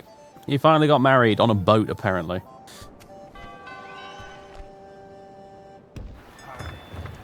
Command me. They'll be begging for their lives soon. March. It's worth bothering with. I think I'm... actually, apparently the... What the no! What? Fleet ready. What the... That was not part of the plan. That's more like it. Let's auto-resolve it. There we go. A glorious slaughter. Oh, they are not pleased with us. We have broken them. We are victorious. Let's not convert to a Motte Bailey. Yeah, Iran's really not very happy with us. It has to be said. Wow. They've got. I think the problem is they've got so little. So little population. I can't even build anything to make them happy. So, yeah. Chivalrous in rule. Are you still flip-flopping on this? Yeah, you're chivalrous now. He was dreadful earlier. Oh well.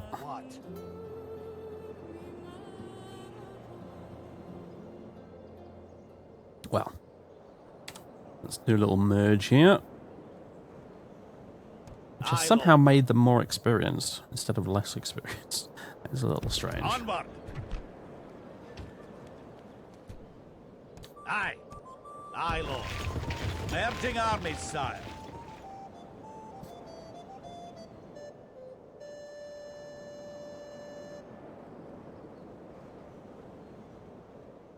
Yeah, I know, right? It's like, why the fuck didn't the giant actually, you know, why didn't they give the giant a weapon? Or some armor or something. Like, what the fuck? Give the giant a big-ass spear. Just a huge, just lance or something you can use as a spear. Game over. Job done. Instead, no, he has to punch all of Ramsay's men to death.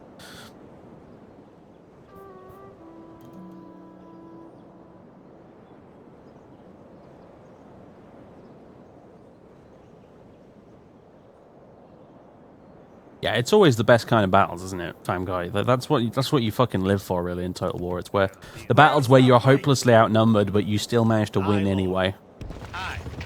Those are the best. Combining the armies, sire. Aye. Right, you need to go back and get retrained as well. So what do we have now? I wish I could reorganize these guys, but I can't. We've got 1, 2, 3. You also need to be retrained. Forward. So that would be 1, 2, 3, 4, 5, 6, 7 units of pikemen, I think. 2, 3 archers. 1, 2, 3 units of heavy cavalry. 4 if you include the general. The catapults. Yeah, that's pretty solid, actually. I think we can take on the Norwegians with that. We are going to retrain and regroup for a little while first, but yeah. Ballista maker. Ooh. Not a terrible idea.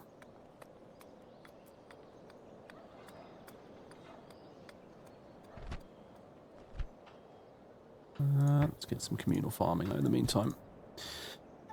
Meanwhile, down in the arse end of England, Merchant at your service. Brian the Trader still has not managed to reach Cornwall. At your service. As you say, sire.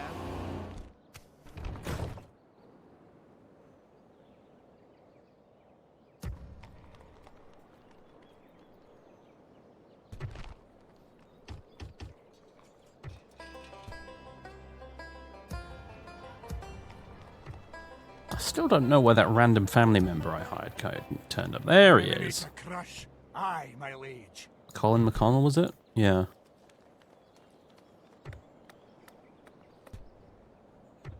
Aye, my liege. Let's send you to Perth for now.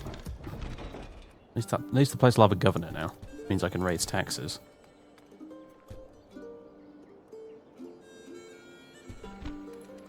Our projected profits are going right up. That's a castle, so you can't tax it extra. Yeah. What? Looking good. How are our traits for Alexander Stewart here doing? Can tell a tale, apparently. Disrespects prisoners. Only slightly, yeah. Confident defender. Promising attacker. Aspiring commander. Talent for command. Smart.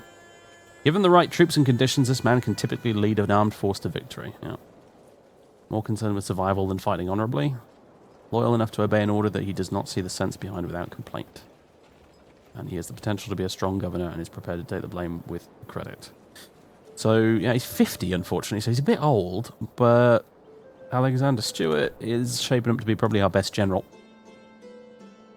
I hope he lives long enough to get to fight the English, basically.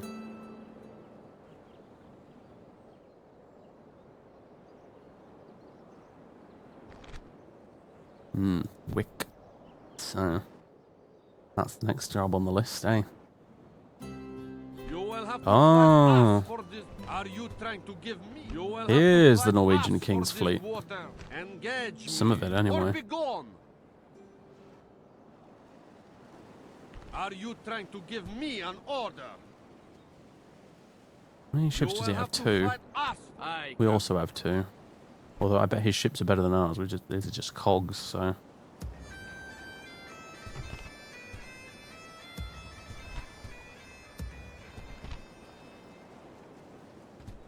He's probably got long ships or something. Fuck it hell. This is where most of his armies have ended up, I see. Who are you at war with now, Norway? England and Scotland. Well, that's not going to end well for you, is it? Jesus. Surprised he's not at war with the Welsh as well.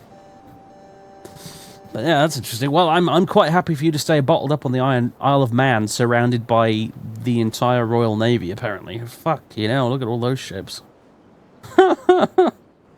Yeah, I think we'll leave this just sort of doing its thing for a while. Although when I take their last settlements, I think they'll turn into rebel stacks, won't they? So.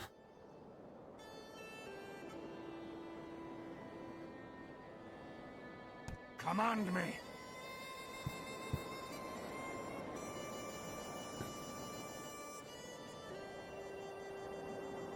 Yeah, not being able to rearrange the units is Aye, Lord. a bit of a pain. The best you can do really is just take them out of the army and put them back in again, but that's such a hassle. I suppose we could do it now though, but no, forget it. I can't be asked. Yeah.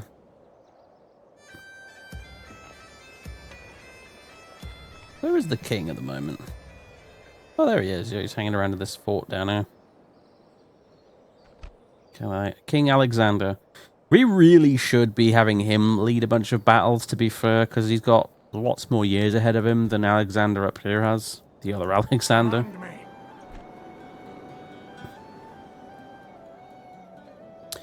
I love how your generals could get epithets as well, if they did well enough. I remember I played a Greek cities campaign in Rome Total War once, and I ended up with this guy called Cleon the Great.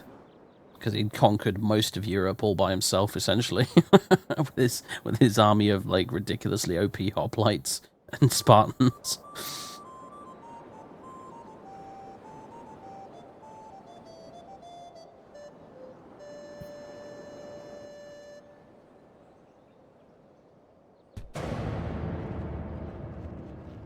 What is going on over there? Fucking hell. Oh, blockading my port, says it. Alexander Neville. You're a bit rubbish, honestly. No.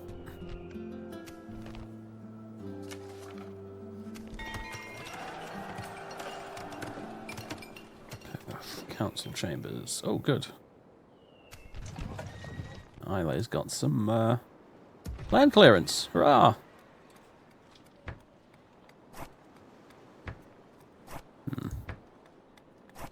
Worth bothering with, is it? The Irish and Norwegian influence is going down as well, which is good. Iran is not quite as much as... Well, they're not throwing quite so much of a tantrum now, which is nice. Oh, Prince Kilpatrick's actually not doing bad either, come to think of it.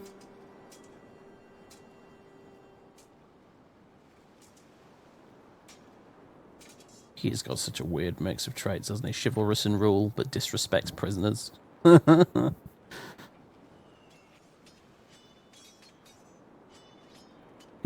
Chivalrous in rule, but also cruel and cunning. Like,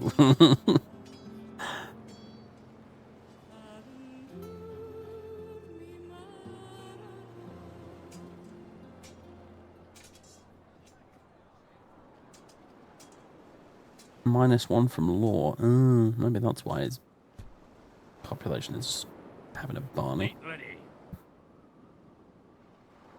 Aye, my lord. Engaging the enemy fleet. Oh, average victory apparently. That's all right. Scottish waters now, sire. These my Scottish waters.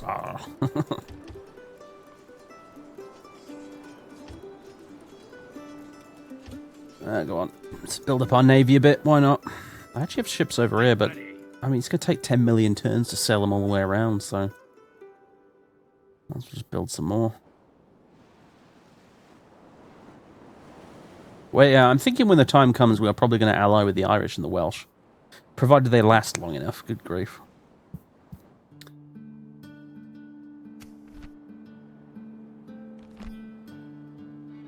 Where's the fight? My king. Move out. Merging armies, sire. Alright, we got a full stack. Let's fucking go. Moving out. We make Take that camp fort here, over, actually. lads. Go do a bit of exploring with our diplomat. Okay, so we got another Of course. stack and a bit to still make our way through, unfortunately. Yes, sire. Today's journey is over, sire. Ah, King Harkinson. We meet at last. Interesting. Jesus Christ, look at all those Huskars and Vikings. Bloody hell. Oh, yeah, they do get these mounted Huskars, which are actually not too bad. But unfortunately, obviously, they don't have lances, so they don't charge quite as good. Still not to be sniffed at, has to be said. I'm hoping maybe I can just occupy this fort here and they'll have them come to us. A siege defense would be quite interesting for a change, I have to admit. And they still haven't taken Skye. What's going on?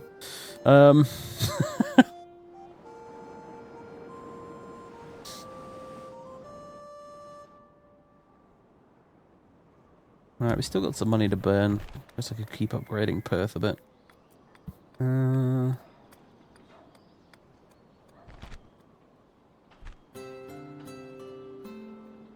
Paved roads? Yeah, why not? Where's the fight? Almost forgot about Brian. There you are. Merchant at your service. Aye. As you say, sir. Ah. English merchants already taking advantage. Very irritating. Should have known, but never mind.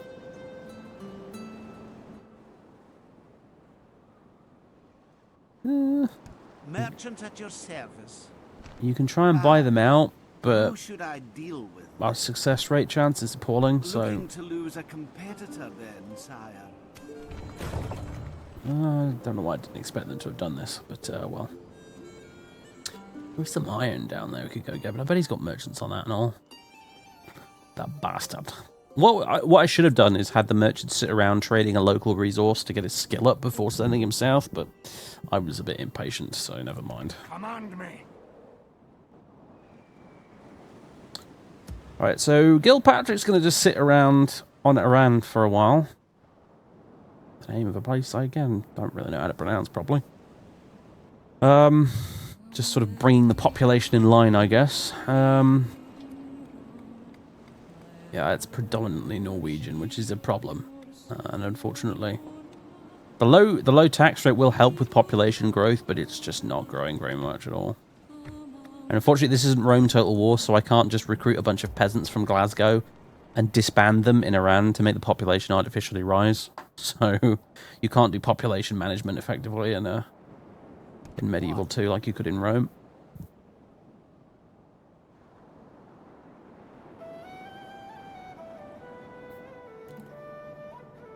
Can you build forts in this campaign? You can't. No, in this campaign, you can't build them. You only get the ones that are already appear on the map at the start. So, yeah, we can't build our own. Otherwise, because that's what I wanted to do at the start when we played this last time. I tried going around there to build a fort at this river crossing here, and then I discovered that I can't actually make my own ones. I have to just sort of make do with the little castles dotted around the map already.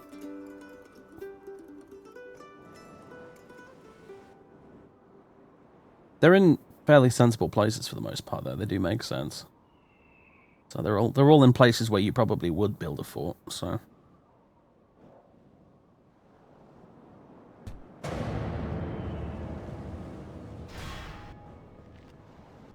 Ah, we have movement from the Norwegians.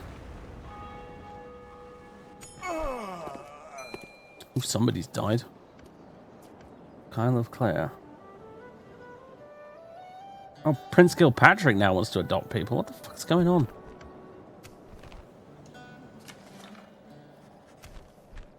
New family member, Christina of Shetland. Trait increase. Colin McConnell feels appreciated. Who?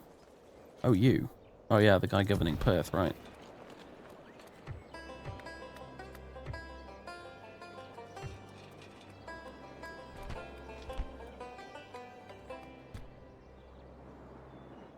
Yeah, we have a little battle logo here, don't we? Site of famous battle, year 1269 AD. Victor Alexander Stewart, loser Captain Eystein of Norway. I always loved that. I love the way they put little former battle sites on the map if they're a heroic victory. An enemy to crush. Aha! Yes! Victory! Right, it's our fort now. I think we're just going to sit in it for a while and see what the Norwegians do. Although, tell you the truth, actually, getting into a siege battle against the Norwegians would be a fucking terrible idea. And I will tell you why. It's because... Why have you ended up... Command me. You should be at the top left there. But whatever. The reason why is basically because the Norwegian infantry is way better than our infantry in a stand-up fight on walls or whatever, so... Yeah, that's probably a terrible idea, actually.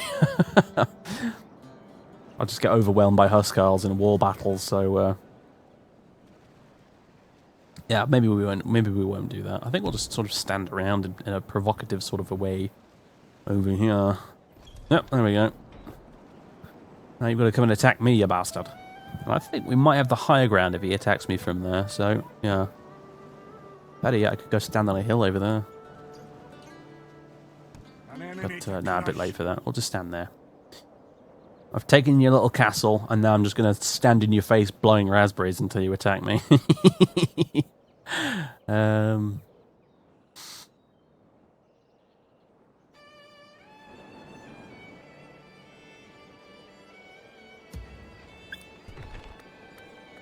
Meanwhile, in Glasgow...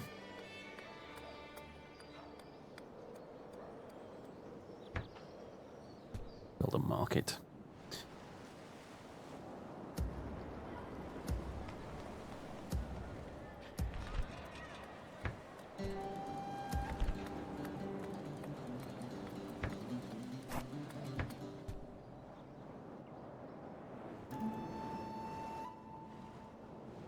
The siege of Skye continues, apparently, as does the clusterfuck on the Isle of Man.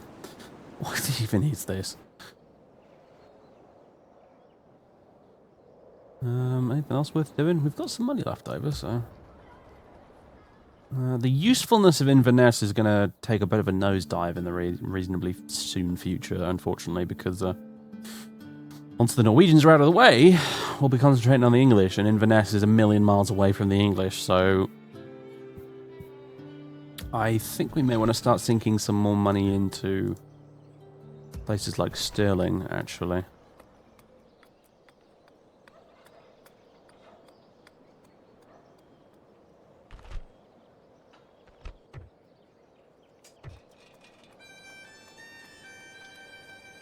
It's communal farming. I want to boost the population growth, so... We are not fool enough to trade with our enemies. Right, they're going to do it? Are they... Really, guys? I'm just going to attack your city, then, in that case. See how you feel about that. No.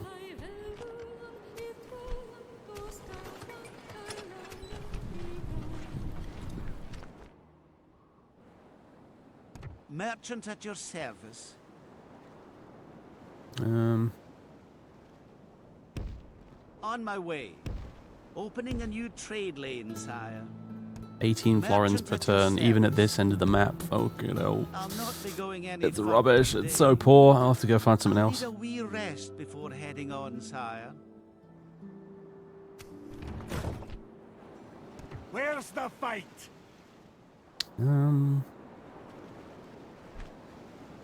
Yeah, tell you what, I think I might go take his fucking town, actually. Could just attack him in the field, but... Come closer. The problem is, if I attack his town, the only way I can attack directly is... I will be able to attack him straight away because I've got these catapults. And I will need the catapults to destroy the gates, and unfortunately if they don't destroy the gates, we are fucked. Because if we maintain the siege...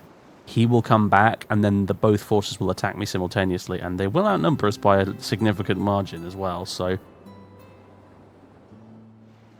I think rather than gamble on my catapult's accuracy, which we have seen in the past has been pretty appalling, I think we might just have to attack these guys straight up right now.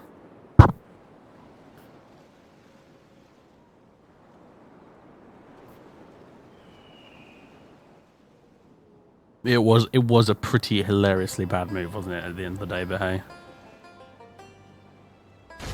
Closing in the enemy. Not this shit again, for fuck's sake. An enemy to crush. Right, I was thankfully able to unfuck that. That's... Oh, God damn it. Where's the fight? There we go. Aye, closing to crush the enemy. Right, another horde of Norwegians to kill, it looks like. Norse swordsmen. They've got some good infantry. They really have. Luckily, we've got two extra units of knights this time around, so... And some catapults. And some decent pike infantry too, so... Although these ones have taken a bit of a hit, but... Let none leave alive, lads. Slaughter!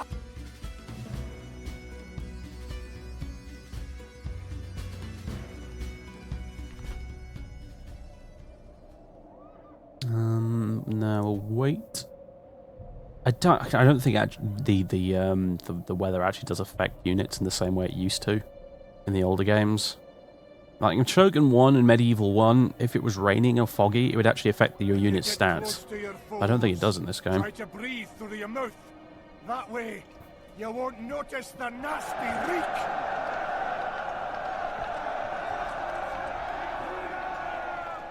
Units, await my orders.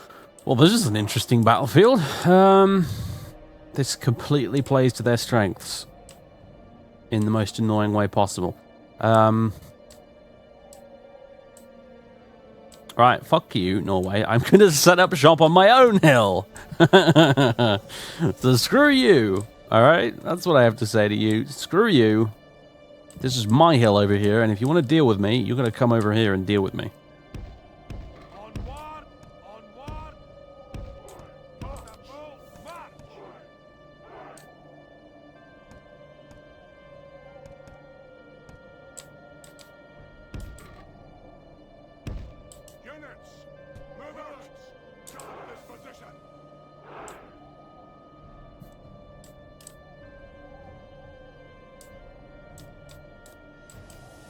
Alright.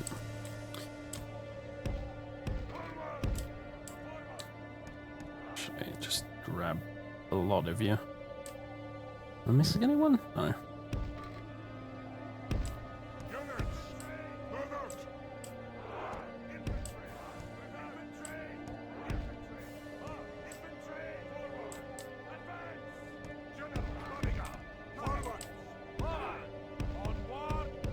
Oh, this is one of those maps where the siege units are really awkward. Onward! March! Onward!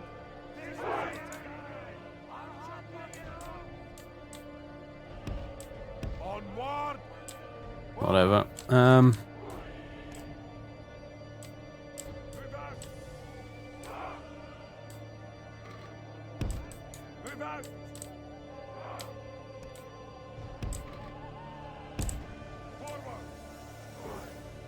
And third unit can set up shop there, I guess. Yeah.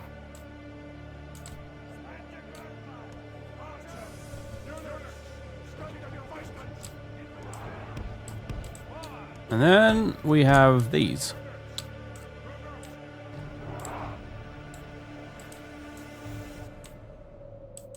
So, what do we do with you?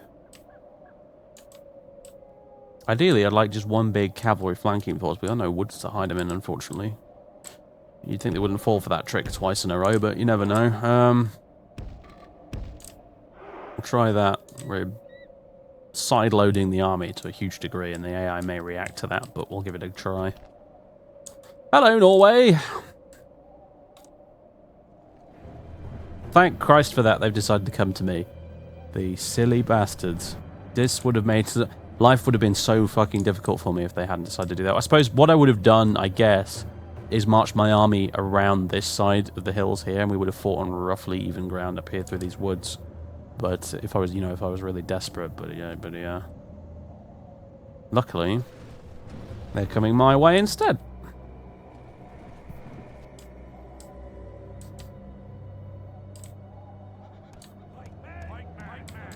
I'm going to adjust the front line slightly here.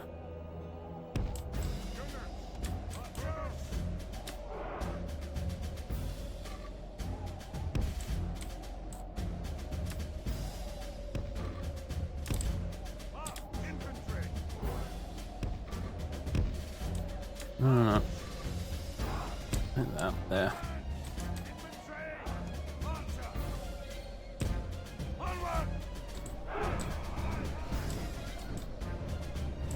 Should just sort of stay like that. Highest possible bit of ground above the front troops there.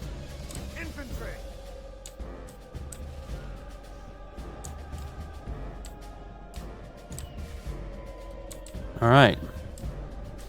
Big wall of pointy shit for them to run up at us too. This looks good to me.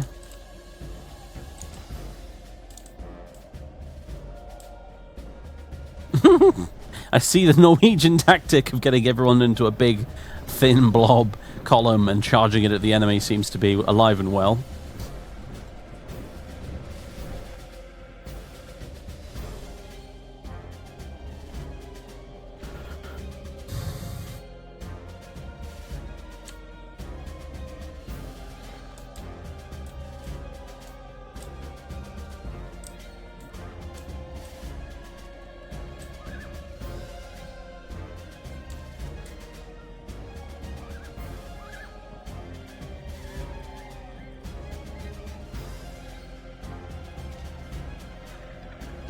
One thing I will say about this game is that the textures on the horses always looked really weird.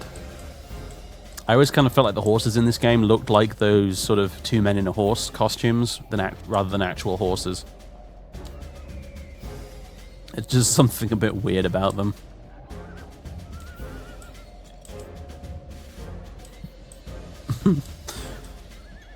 Nothing texture packs can't fix, but yeah, by default they look a little bit strange.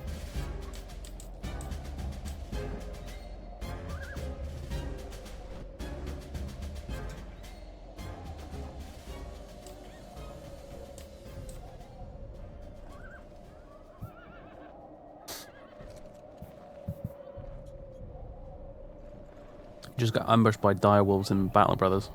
It was rather bad. Oh dear. I'll watch out for direwolves in future then. You enjoyed it then, by the sounds of it. I think I'm probably going to be putting a lot of time in Battle Brothers because it's one of those games that you can quite happily play with like a podcast or something in the background, if you know what I mean. Because it's not it doesn't have a lot of heavy voice acting or anything. In fact, it has no voice acting at all. And it's turn-based as well, so you can kind of just sort of you pause the game if you like, whenever you like. So.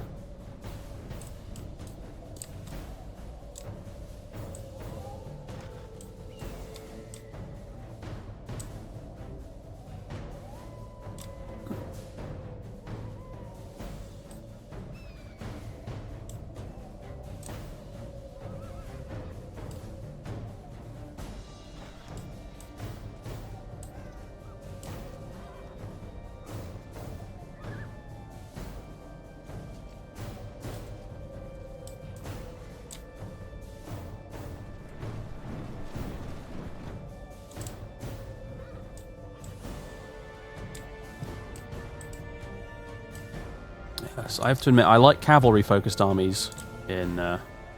what's going on? Stop it. Misclicks ahoy. I like cavalry-focused armies in Total War games, and I like barbarian armies as well, which is another reason why I fancy playing an orc campaign in Warhammer when I get around to it, because I fucking love playing as the barbarian factions in Rome. They're so much fun. Basically, whenever you have an army that has weaker infantry than the enemy, and you have to find more interesting ways to succeed than simply meat grinding them to death, that's the kind of gameplay I really enjoy in the Total War series. Mind you, the orcs probably do have really good infantry, having said that, so...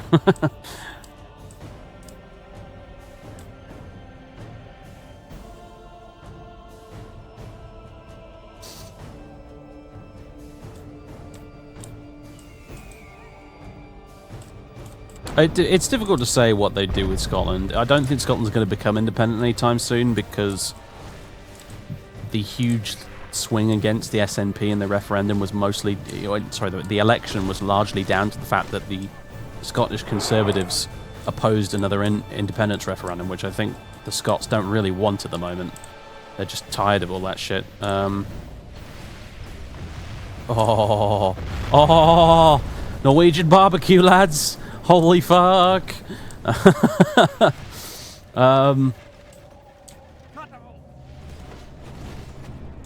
Shoot those Sami Axemen, if you're going to shoot anything.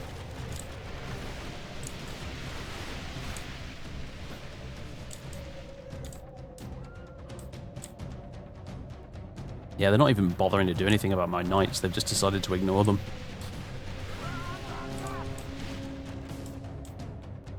Come on, lads. Oh! Beautiful. Oh, beautiful. Oh, we've already got some routers. Fantastic. Oh, now we're doing something about my knights. Okay. Well, you know what I'm going to do about that? I'm just going to move. Let's get... I tell you what, actually, let's get rid of these fucking Huskarls first, because these guys are a problem.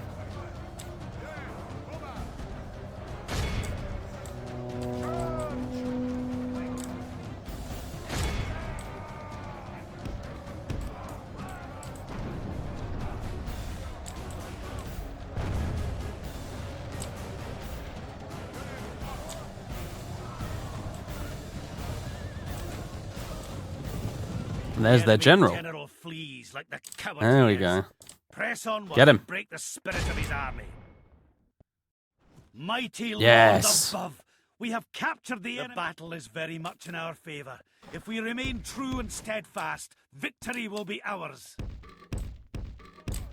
Oh yeah. It's routing time.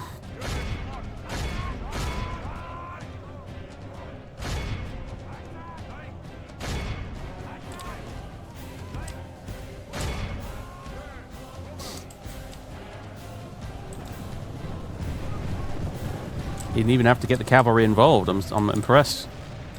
Who have we still got fighting? Some dismounted Huskarls. That's pretty much it.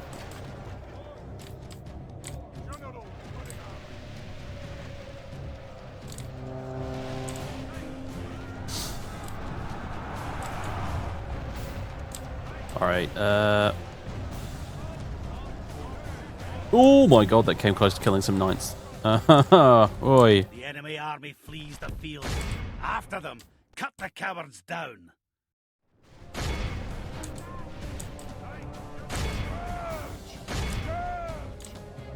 Time to get the general some kills.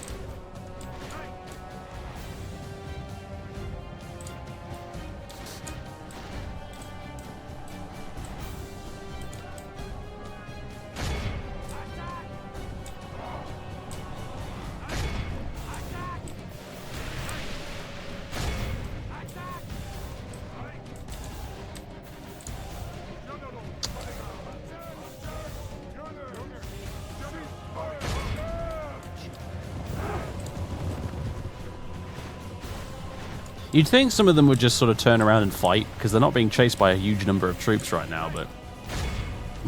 whatever.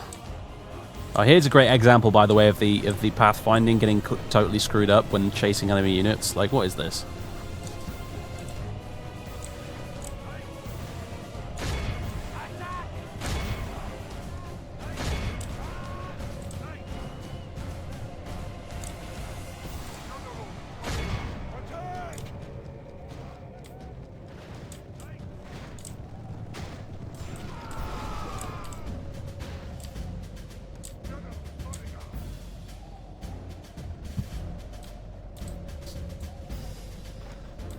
Yeah, those hits with the catapults were crazy when they look. You can see on the map as well where they hit, like there and there and there.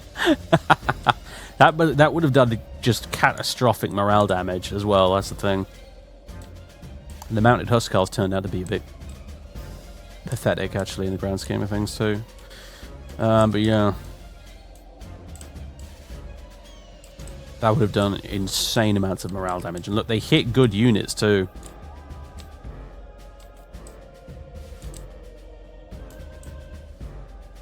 There as well. There.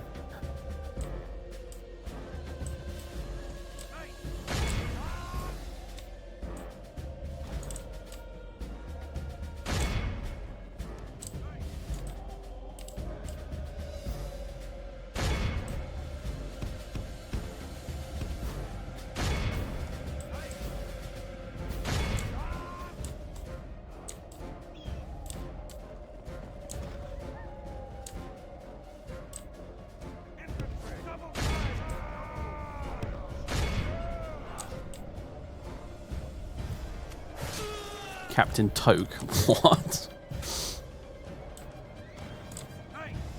That's what I've called him, Captain Stoner. What the fuck? Sounds like a very weird superhero.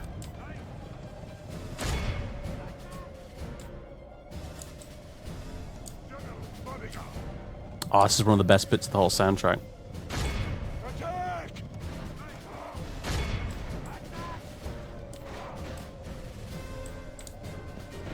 Oh, come on, guys. No, just kill the bastards. Jesus, really?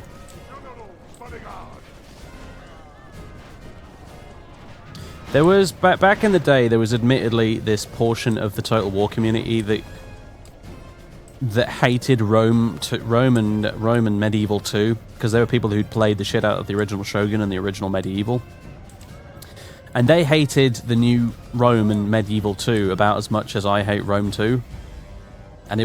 This was one of the reasons they didn't like this game, and Rome as well, is because the units just had so many pathfinding issues when it came to chasing, routing units, and also in sieges things tend to get a bit fucked up as well. And the AI was admittedly a fair old bit smarter in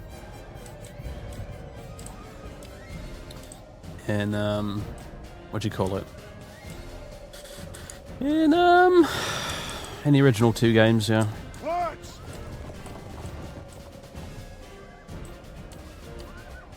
This game has some weird camera controls.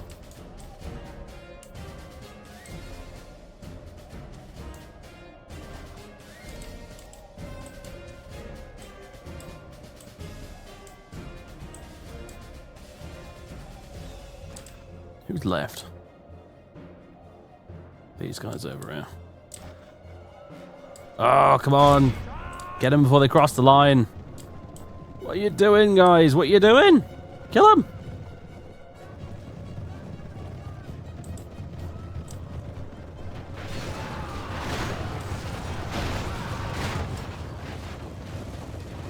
The enemy are utterly vanquished.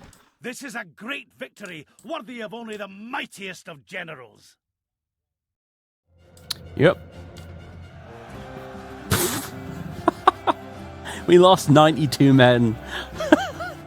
We killed 2,664. Good grief.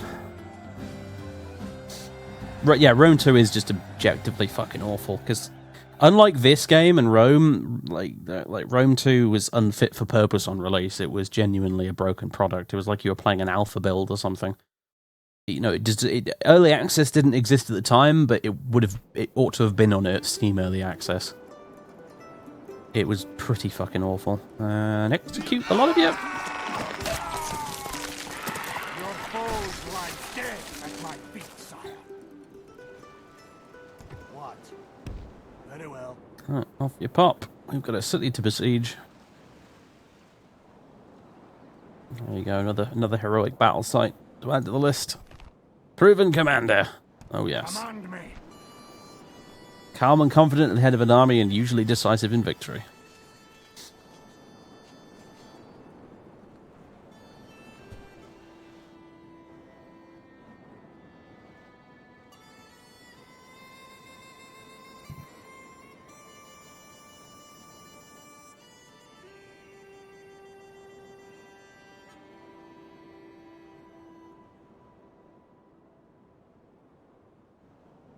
Are you trying to give me an order?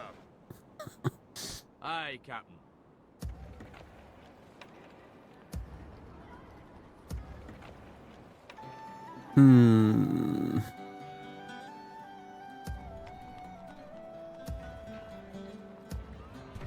Should be upgrading Edinburgh a bit as well, I think.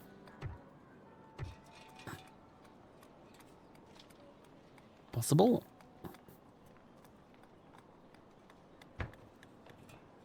Yeah, market. All right. Merchant at your service. That's it. More goings on at Carnarvon. More English arriving on the Isle of Man. For God's sake.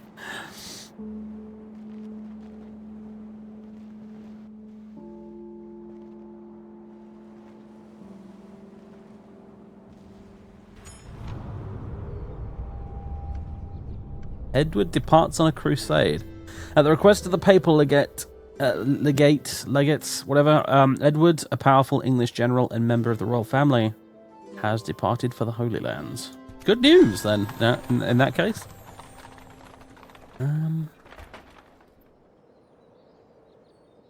Yeah, whatever. We're number 1 for production, apparently. Good stuff. Number 3 militarily, though. And 4th financially. That's interesting. I like how there's a little bit of the original Rome Total War user interface poking through at the top there. Quite funny. There's lots of weird old bits of code lying around from the original Rome in this game, by the way. Like, for example, someone discovered a while ago that you could add the Druid chanting ability from Rome 1... from Rome into Medieval 2 units, and they do the funny chanting animation. It's quite funny. It's very bizarre, but yeah. There's a lot of the old code from Rome it's still in this game. I imagine if you had the textures or whatever for it, you could probably make a bunch of head hurlers in Medieval 2 if you wanted, just with a few lines of code in the edu file.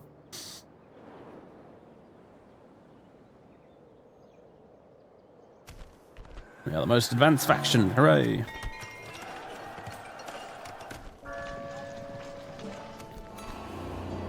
Relations worsen with Wales? Really? Why? Good heavens! Why? Why on earth? What's the problem, Wales? Aye, my lord. What is it you wish to discuss? Have some map information. It's good to see we could reach an agreement. I'm nice. You should like me. What's your problem? Oh, do you want trade rights, actually? Another proposition for us, then? This seems quite an There honor you go. and a pleasure. Farewell. We have no cause to be afraid of one another, Wales. What on earth are you... I don't know. Lots of profits projected for the next turn, though. Hurrah for that.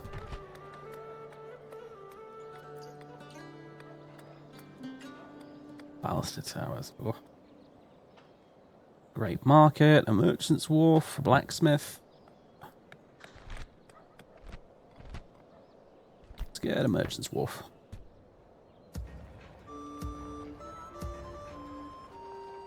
So all our big cities are getting upgrades, which is good news. Aran can get a palisade. Good. Let's get it one then. And Mull.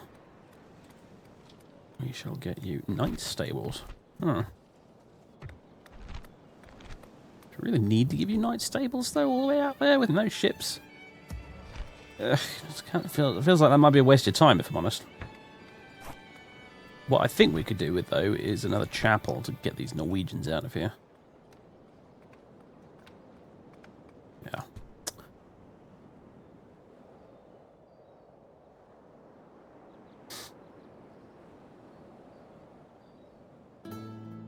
Oh, shit, yeah, I remember that bug. Fucking hell. That's probably why. That's probably why Wales hates me. It's because that bug is starting to take effect. I forgot about that completely, yeah. Yeah. Thanks, Farscape. I totally forgot about that. I think there is a fix for that. You can get an unofficial one. But that totally slipped my mind, that did. Yeah. So basically everyone's probably going to hate us by the end of this campaign, although it should make life interesting at least.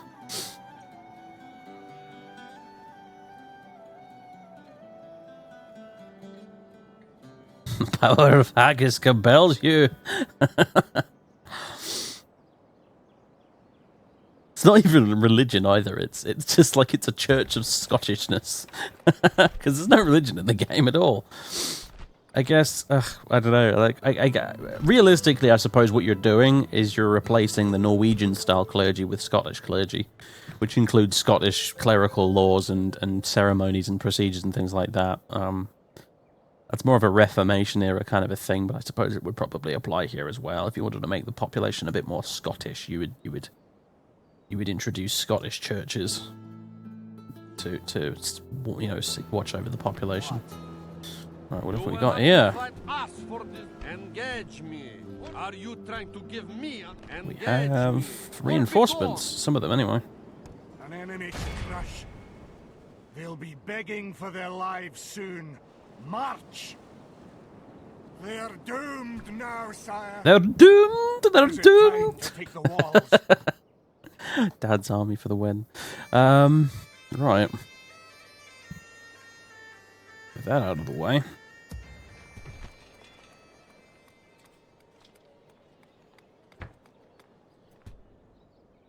Communal farms, anyone?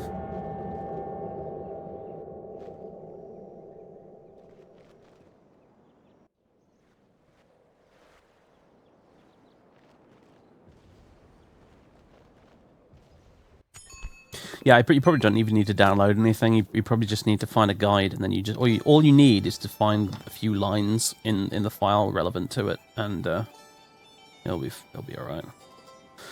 Feradak of Boot, you are stupidly loyal. You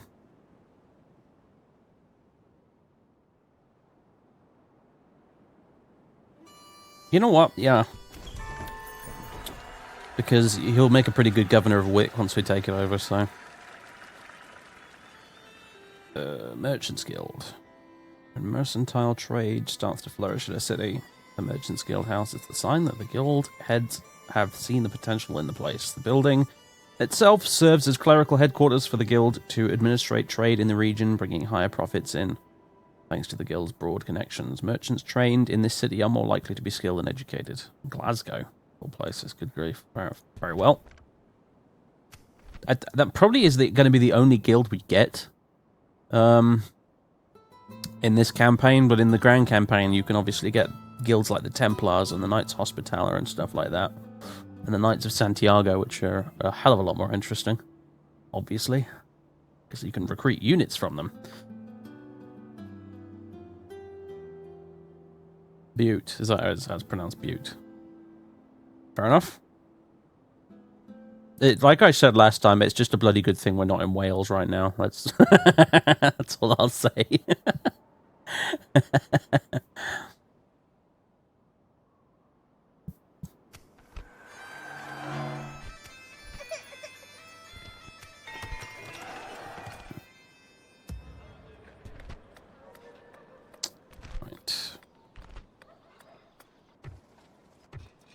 think we need stables.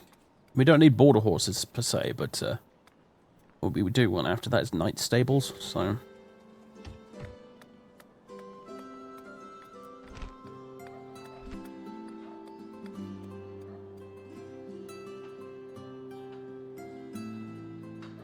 yeah, all these military production buildings we want actually. So yeah, let's get started on them.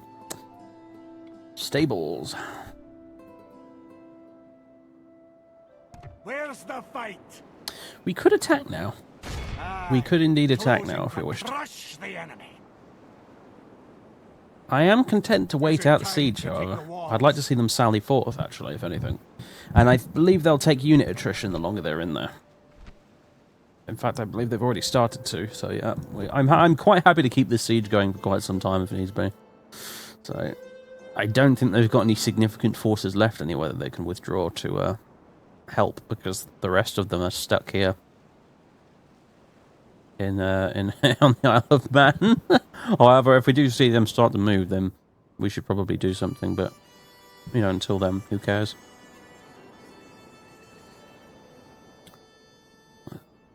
Inside a famous battle, 1273.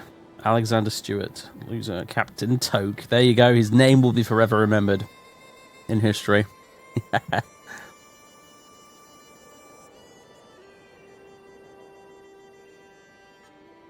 How is it then pronounced? Is it Ayrshire or is it Ayrshire? Or is it none of the above? Command me.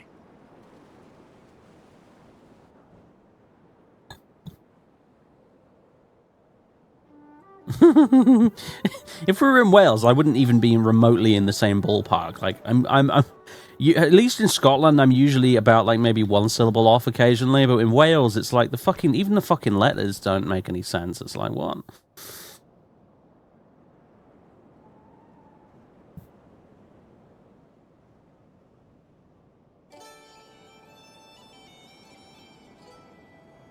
He died valiantly defending the Norwegian right to conquer Scotland. Yes. What? A Norwegian campaign would certainly probably be interesting, actually, mind you. You really would be the underdogs. Although I don't know, because they get those extra stacks from the king arriving, don't they? But I don't know if the king arrives only if they start losing, so... But, yeah, conquering the entire British Isles as Norway would be a hell of an achievement in this campaign, for sure. Hell, doing it as Wales would be a pretty insane achievement, actually. Because I think Wales technically start off even worse.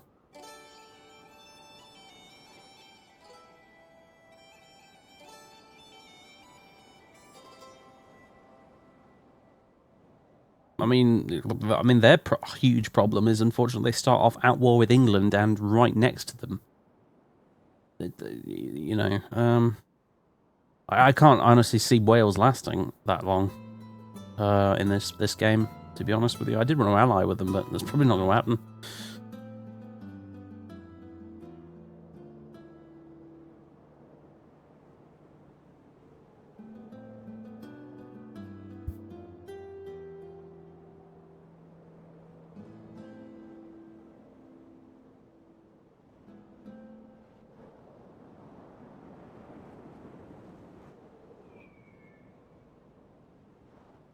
Sami Axeman's an unlikely unit.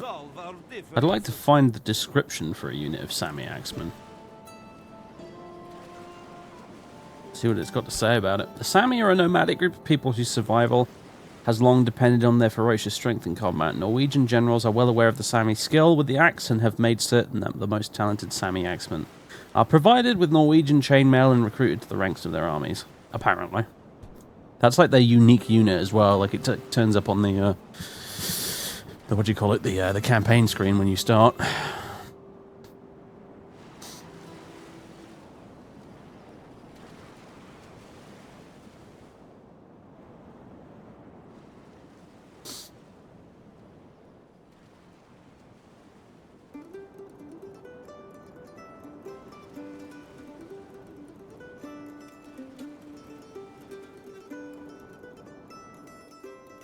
Blitz Ireland. I probably will. I mean, probably. I don't really know for sure, but I probably will run an Irish campaign. By which I mean I will actually have a stack over here campaigning in Ireland when we do attack the English. At which point I will definitely... Basically, as soon as I go to the war with the English, I'm going to ally with everybody I can. And yeah, I will attempt to root out these English bits of Ireland here. But for the most part, I'm just going to be trying to blitzkrieg my way down here through northern England as much as I can. It's enough to get to the point where we meet the victory conditions, and I can call it a day, basically.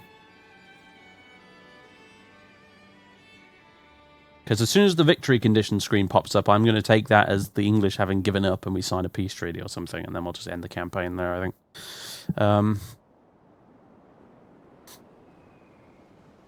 Command me. In the meantime, though, I think I will just continue to spend money on new buildings.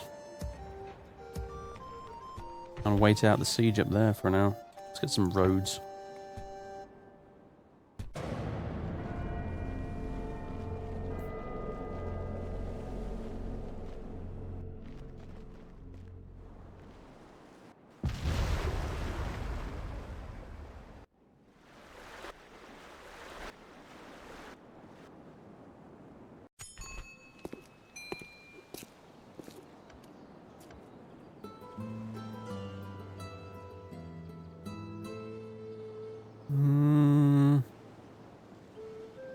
What kind of place name is that? Is this guy from Wales or something?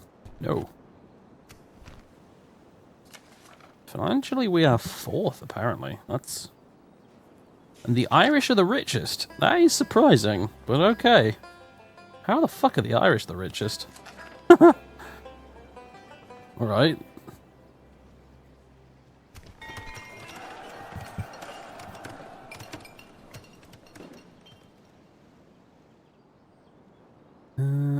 Okay, more new stuff built. We retrain those pikemen.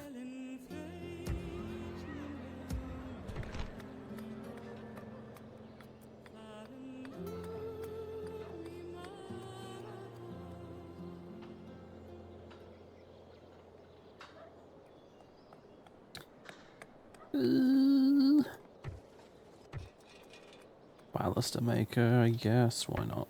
Actually, no. Let's make a leather tanner. Let's get some armor upgrades. A little rubble stack. Hello.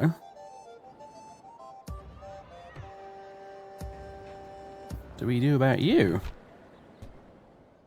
I've a claymore for you here, Jimmy.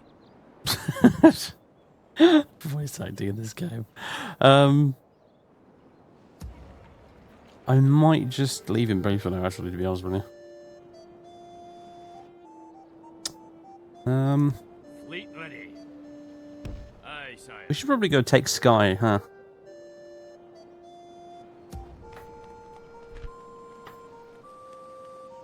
Should we bring Bootface with us? Norse Scouts. You know what? We'll use them as a garrison unit, effectively. Ah! This place has finally grown. Brilliant. Alright, so that means we can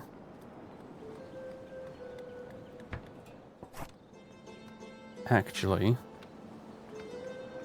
improve the public order here a bit. Like building churches and things.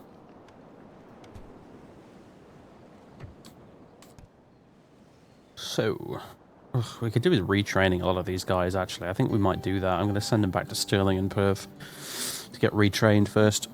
Who should we leave behind? Actually, I don't want to leave any of them behind.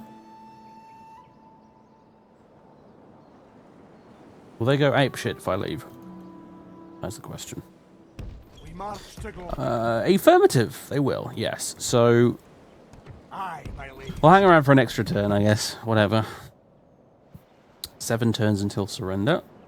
They won't. Realistically, they won't surrender. They'll get to turn 6 and then they'll sally forth and attack.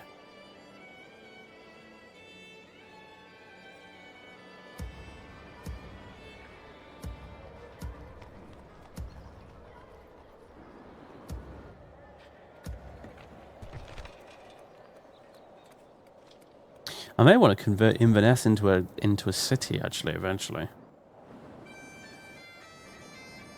Certainly, probably I would probably want to do that with Wick, if nothing else, actually.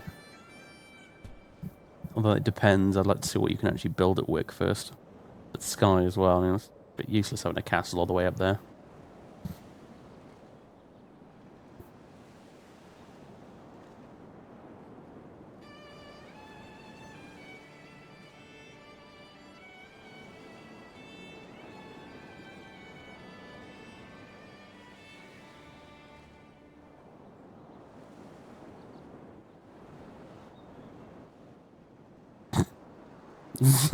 What's going on here? English diplomat off to see the Norwegians, I would imagine. Merchant at your service.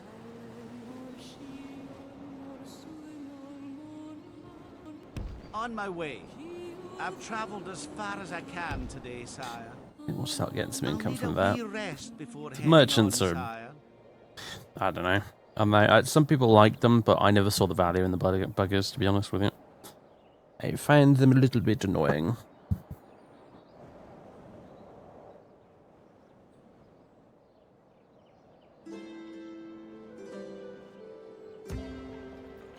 Actually, we've got a shitload of dudes just hanging around here in Glasgow. Aye. You lot can go rebel hunting. Making camp here, good sire.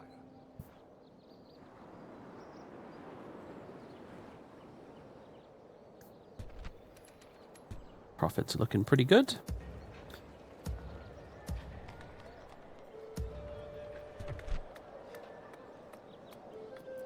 Inverlochlie needs to be upgraded.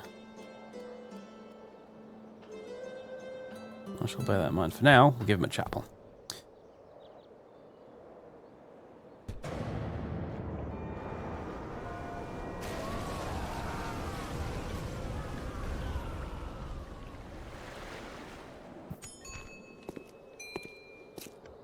Nope. Number 2 in population and production now.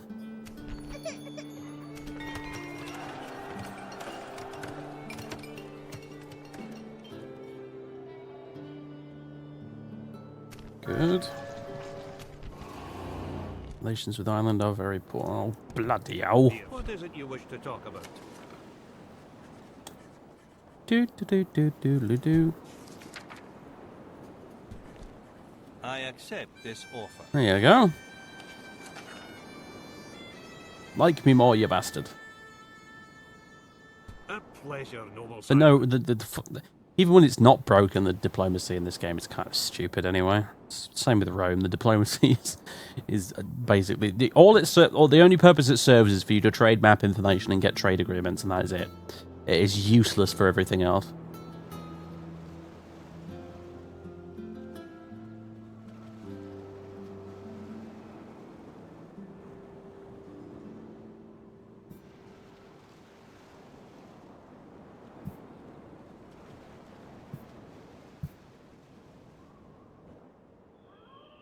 Would you wish to They seem a little bit obsessed with taking this castle back, don't they? The good Lord knows why. Right. Now can we leave? Yes, we can. Lovely. Right. I'll relocate you to there so you don't get attacked by any randy Norwegians. In fact, recruit some more ships. Recruit more ship. Merchant cavalry militia. Oh, so we do get some units. Interesting. Huh. There you go. Merchant cavalry militia. What's the description for them? The rich as well as the poor must do their civic duty, but the rich prefer to ride. The wealth brought by trade allows merchants to equip themselves with horses and the finest armor available. However, they lack the training and elan of real knights and should not be relied on too far in battle. So you're sort of medium cavalry then, essentially. Useful to have, for sure. An enemy to crush. Right, Inverlochlie. We're going to upgrade you to a proper full-on castle, me old mate.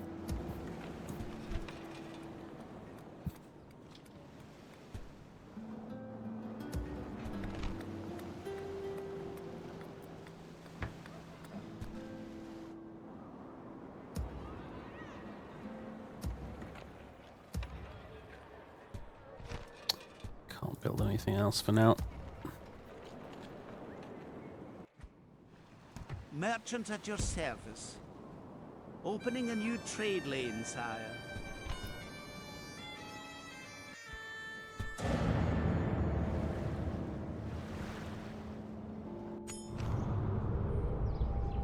The English barons revolt. A new threat to the English throne has emerged from within. A number of barons, led by the traitorous Simon de Montfort, have formed a powerful alliance which seeks to overthrow the English king and bring about a new system of governance. While some of these barons have the best interests of the English people in mind, many see this as their opportunity to acquire the wealth and power they feel they are entitled to. Aha! I knew this was coming at some point. Candidate for adoption. No. Especially not because he's disloyal. Castle ready to upgrade. Not so. Can upgrade you to a fortress. Fucking hell. Well, that's Sterling's just a castle as well. Like, good grief. What's that allow you to train noble pikemen? Oh, that's pretty good. I don't have enough money. It's pretty expensive, actually. Aye, my lord. So we should probably Aye, my liege. go and have a chat Leading the men with honor, sire. with Glory and honor to the Highlands. the barons. By your will, sire, we shall engage.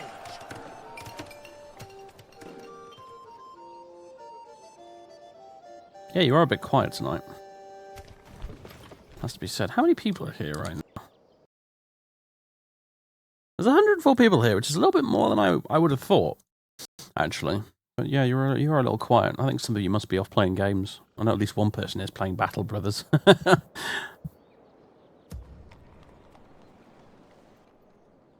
Aye, my liege.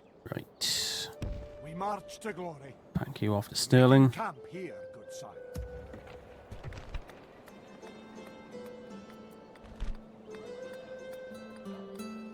Highland Nobles, eh? I'll tell you what, we'll build a drill square in the meantime then.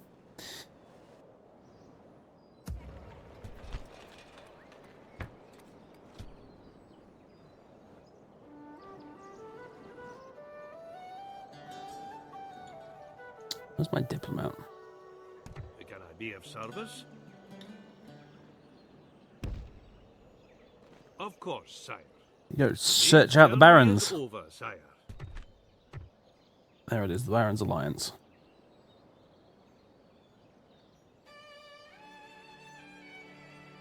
Relations poor.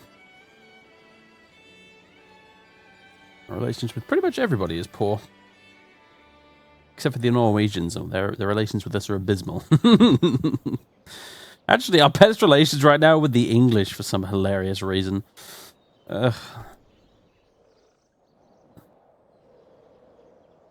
Whatever.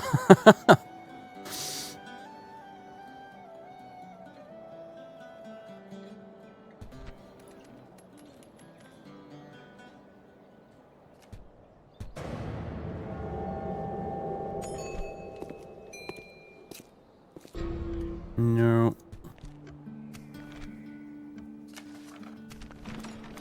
Isla's ready to upgrade as well. Good grief. Mission failed. Take rebel settlement. I forgot they wanted to take us to take that fucking ages ago. I don't even know where that is. Oh god, yeah, no, I forgot. There's a rebel town here. In this little bit here. In Argyle and Butte. Here. I totally forgot about that. Yeah, well, we'll go around to that at some point then, I guess. God damn it, how did I forget there was a fucking town there? Never mind.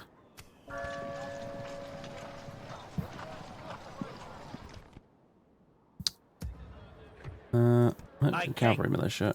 Onward. You go off and join these guys. Joining our eyes. Right. Retraining time.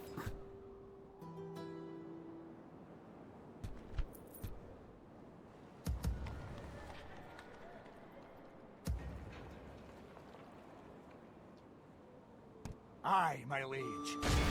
For the honor of Oops. Scotland, we march to Bollocks.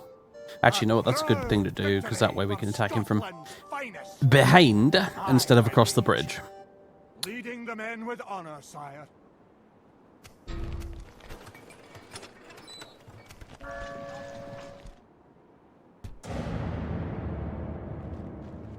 More Norwegians have arrived. Still not bothering to attack us, though. Yeah, alright then. Another Merchants Guild in where exactly? Perth. Yeah, go for it. Time machine made. An elaborate new time measuring device has begun to appear in several places around Europe. That does not rely upon water or the light of the sun to work. Scholars have explained that it has been discovered that the motion of a swinging object can be used to drive the clock mechanism. Those that have seen one of these new mechanical clocks have suggested making one large enough to see from a distance would be useful.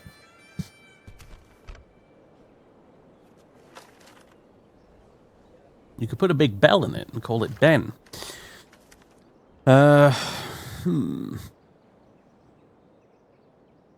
Send an emissary to the Baron's Alliance. Already on it. Already on it.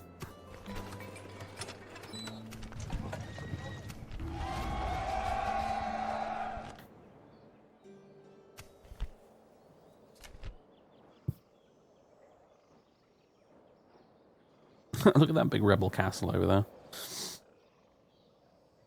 I'm a king. Yes, sire. So where is the Baron's Alliance? Of course, sire. Yes, sire. They're not up in the north here, which is where they should be.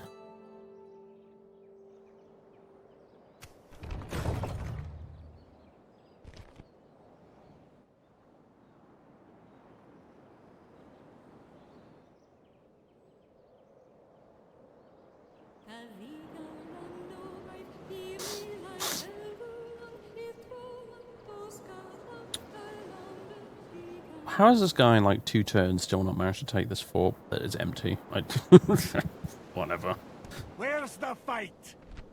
Oh yeah, the attrition is real. Look at these guys, they're like half health, most of them now. Good grief.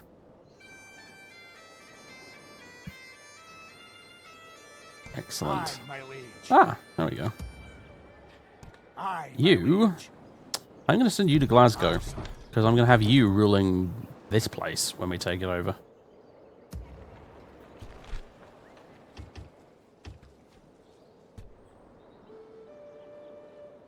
Aye, Lord. I want to know why I can't retrain my knights. I swear I was recruiting some knights from Stirling previously. Weird.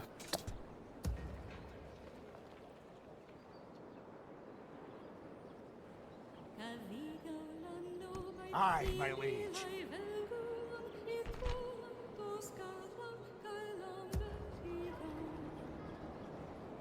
Command me.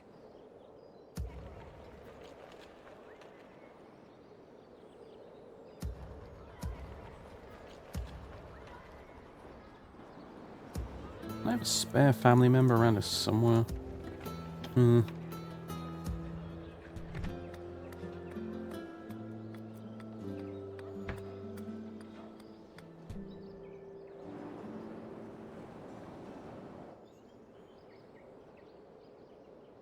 Oh, I know the mission will show you where. I knew where it was. It's just we got the mission when I played last time, and I totally forgot about it because I forgot there was even a settlement in this bit here.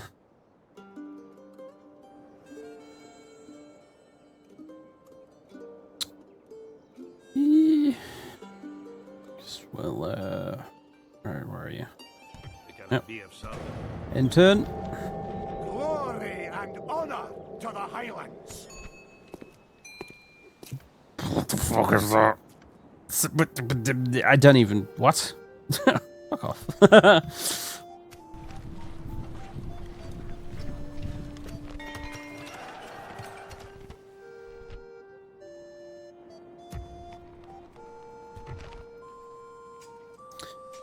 Yeah, I don't know why I can't retrain my knights here. In fact, I can't recruit new ones either. Strange.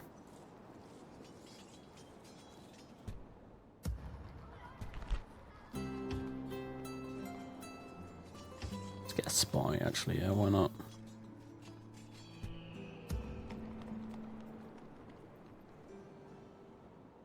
Aye. Aye, Lord. My And king. you lot. Aye, aye. Forward. Let's get you retrained as well.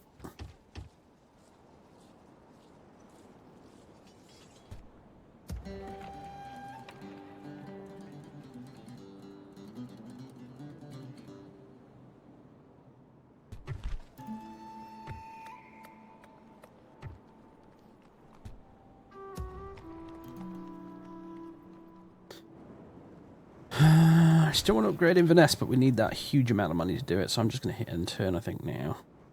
Actually, once we've moved you... Aye, my lord. Of course, sire. Yes, sire.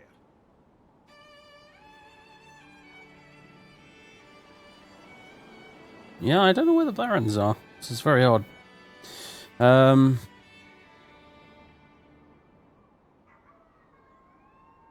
must be in, like, this East Anglia area, I suppose. Can't imagine where else. Or maybe they're in Ireland. Maybe they just randomly appeared in Ireland for some reason. Yeah, look, there they are. Can I be of service?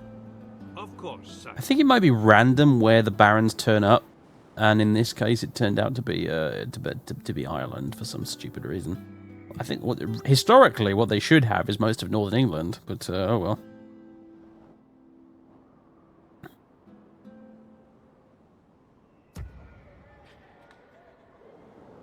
Right, in the meantime, end turn. Welcome to End Turn Simulator 2017. Yay, we're #1 in production again. Woo!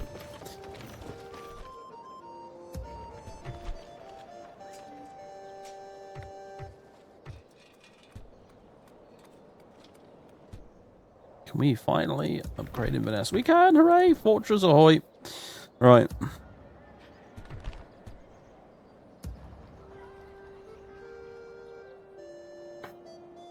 Aye, Lord. My king. March! Aye.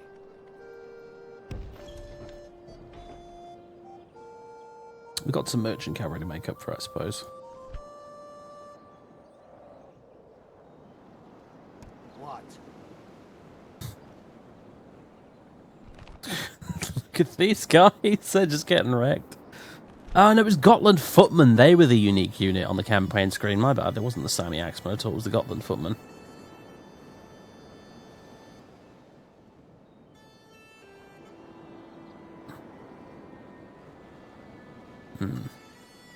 Yeah, they're pretty nasty.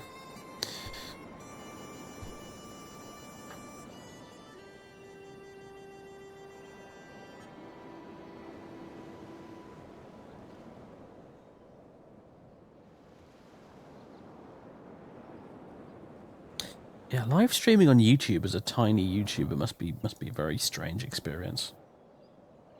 I don't know who bothers to turn up and watch. You know, at least with oh, there's a Barons Alliance Navy.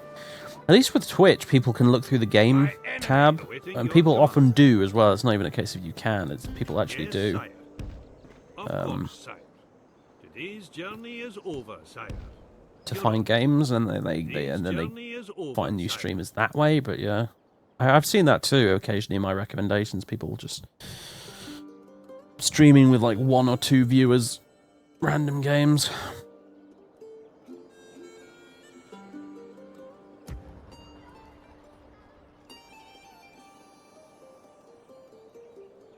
Oh, these fucking rebels over here, man. By your will, sire, we shall engage. I don't know if I can even be bothered to fight them. It's just 2 units of Highland archers, like, for fuck's sake. Leading the men with honor, Just die. A A victory So we can go back to Glasgow. will sing of. There's no pride. Veteran warrior. This guy's getting a lot more combat experience than I ever would have imagined.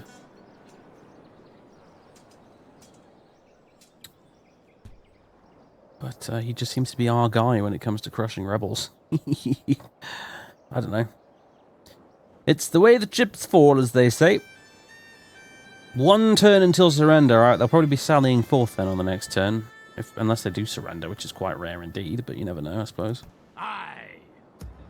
I'm going to keep building up our navy. Yes, I am.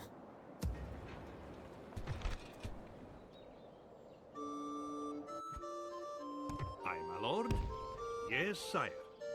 Today's journey is over. Aye, my king.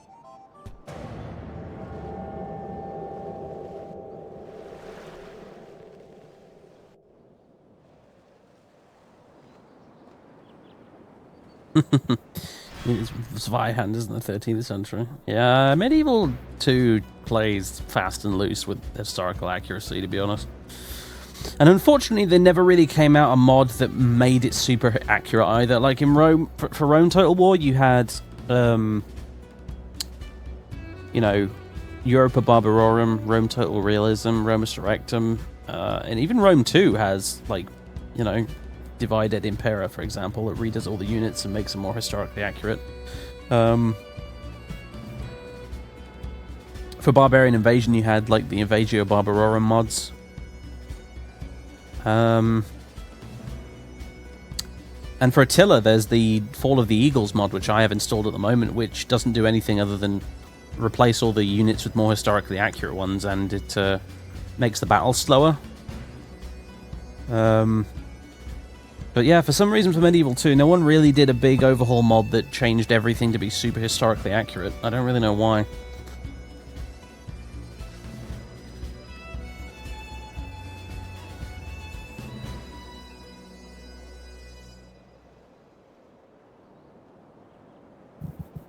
Weird. Anyway, like I said, they're selling forth, so... Knut Harkinson. Knut! He's back from the dead, and he's gonna try and kill me. Fuck.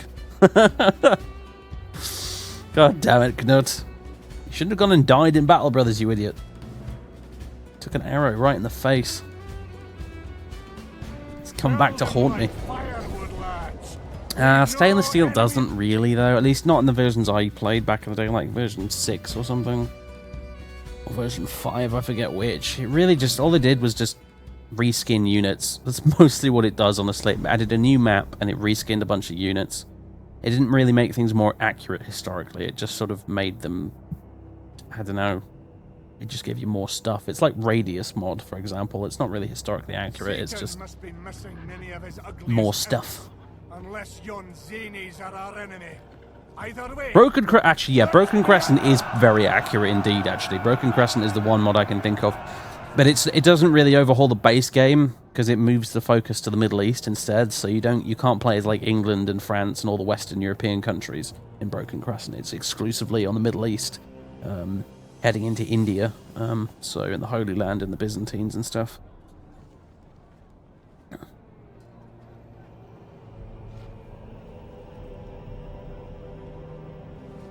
Oh yeah, I love Lindy Page. Fantastic channel. I don't watch every video he puts out these days, I have to admit. I've only got so many hours in the day, but he does some good shit for sure. I like a lot of his videos he does on role-playing games, actually. Very underrated, I really enjoy those. Right, well, big fucking open empty field, basically. I think we'll just park ourselves on the highest bit of ground we can find and, wait. Really? There isn't really a highest bit of ground on this side, is there, actually?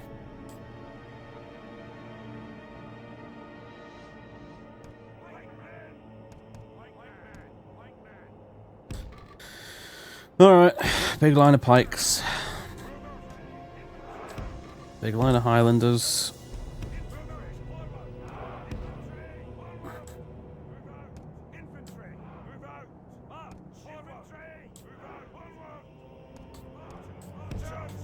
There's some archers.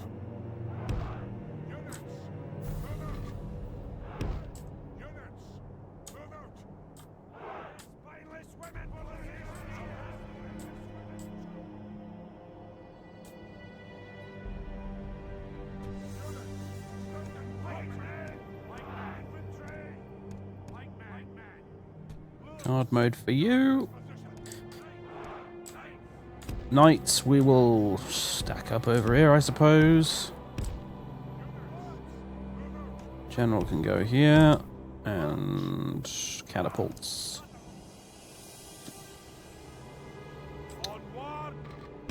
We will stick you there, I guess. Problem is, if you put them a little further back, what they will occasionally do is you'll get a stray round or whatever, that, you know, a stray rock that falls super short and it'll go straight into whatever's here. And so if you place them a little bit further back, there's the odd random chance that a rock will go straight into one of your frontline units. Catapults really are quite fucking irritating in this game. So yeah, what we want is trebuchets. Big old fuck off trebuchets, that's what we want. And cannons, ultimately, but I don't think we can get them in this campaign, but I don't know, we'll see.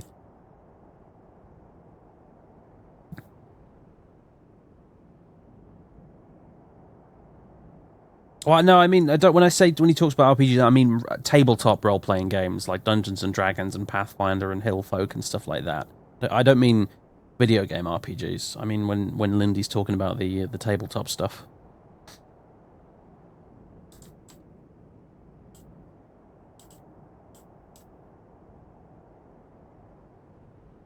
General's bodyguard, forward. Move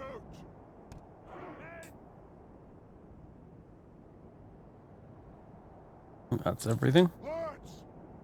Yep. The enemy have brought up more men. They hope to make up in numbers what they lack in courage. Holy fucking shit. Kill them now! Oh, God. What? That's okay. They've only brought every catapult in Europe. Jesus.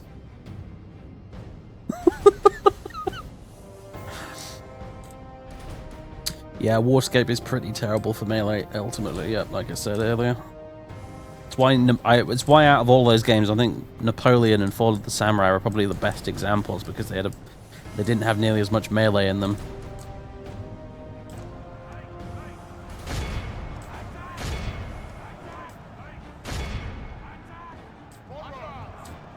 Yeah, let's get rid of this little problem right now.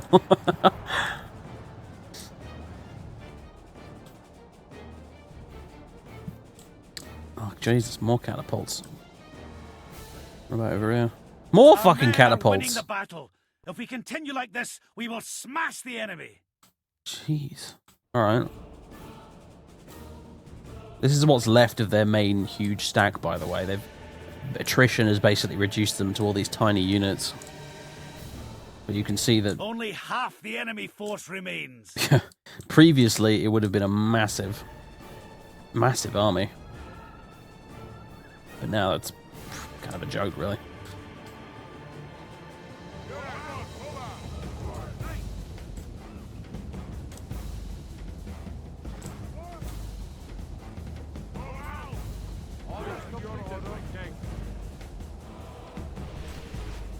It's like they're trying to learn. Mighty Lord above, we have captured the enemy general.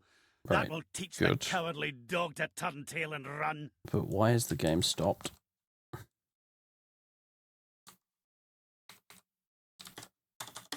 Help! Medieval 2, what are you doing? Are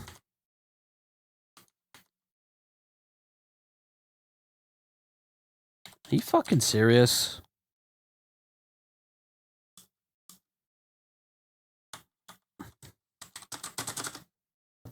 Yeah, it's fucked. It's literally just frozen. I don't even have a this game has stopped working message. It's just completely frozen.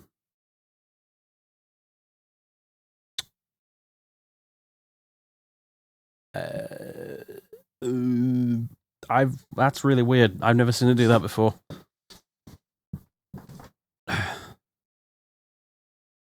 Normally, when Medieval 2 crashes, it just straight up crashes instead of whatever this is.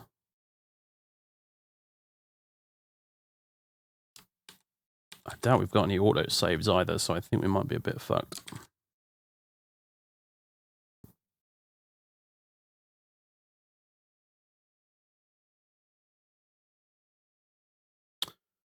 Bye. It's dead.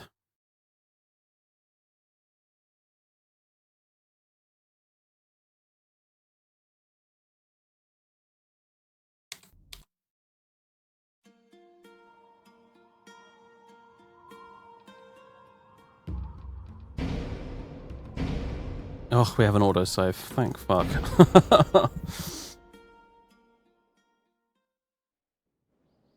Right, where did we leave off?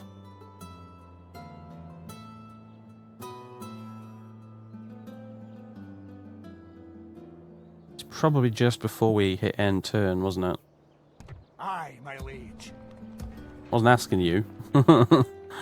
Yeah, I think it was.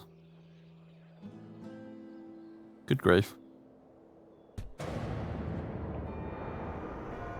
Right, let's try this again, shall we? What are you doing, England? Nothing, apparently.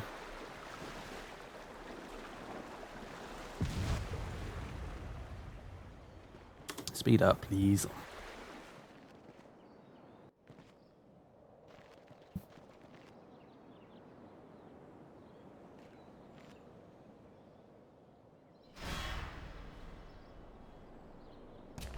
Alright, here we go again.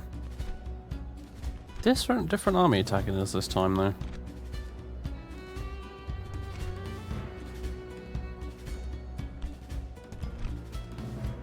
I think, anyway. Whatever. Fucking round 2, bastards! Kill them all.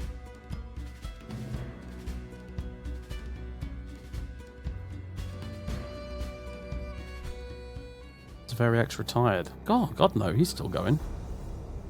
Units, await my orders. Should we try this again? Ooh, different battlefield this time. Ooh. Slightly more advantageous battlefield this time, actually. I approve.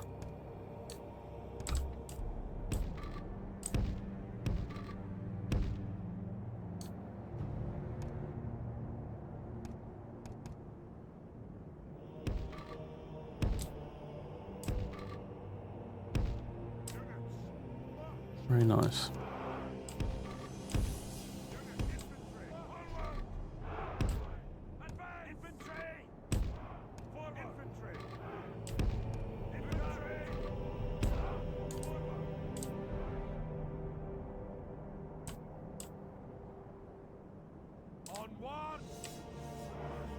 You there, and the archers right along there.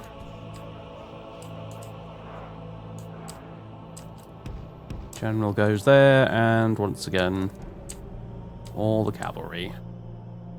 Over here, please.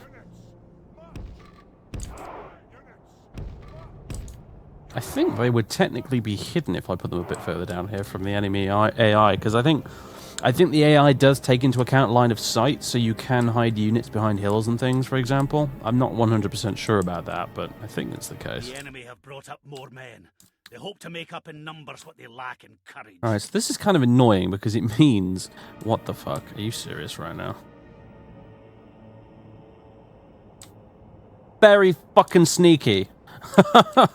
Okay. Okay. Alright. Alright, I see. You thought you'd get the drop on me, did you?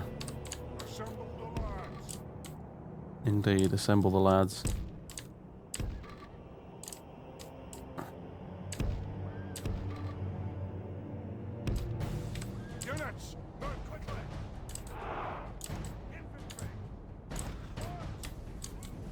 Right, what about these guys over here? What have we got? Crossbowmen and axemen. I'm wondering if I can just cavalry charge rape them, essentially. And I'm probably going to try and do exactly that.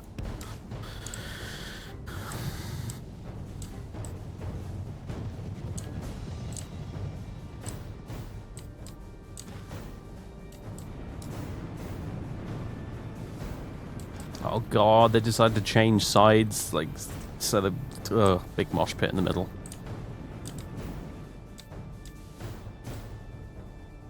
Very clever AI. So anyway, these catapults are a pretty huge issue. I would like to get my cavalry back in place so I can flank around and attack it, if possible. Although this whole map border thing might be a real problem when it comes to that, actually.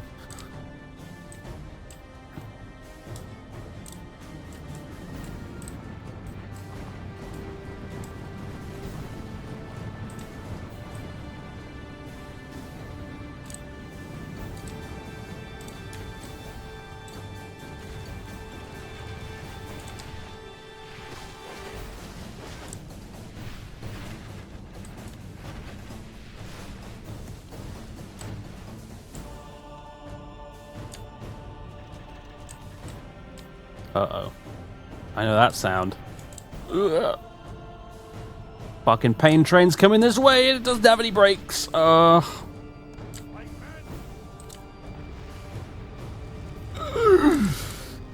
you know how close that came to hit my general? Fucking hell.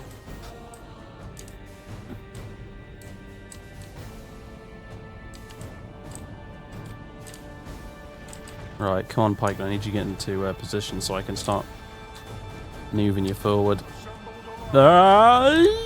Jesus Christ! Actually, he's killing a lot of his own men at the moment.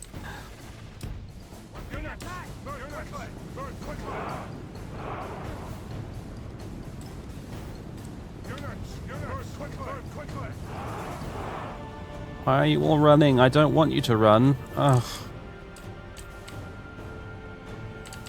Meanwhile,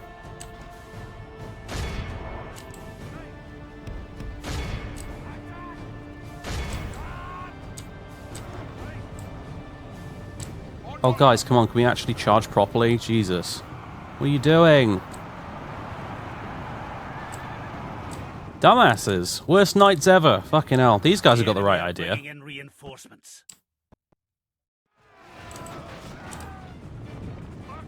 More reinforcements. The battle is very much in our favor. If we remain true and steadfast, victory will be ours. This is going to be a challenging little battle, actually.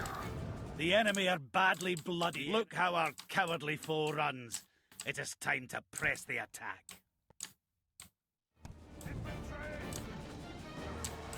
Right, what we need to do...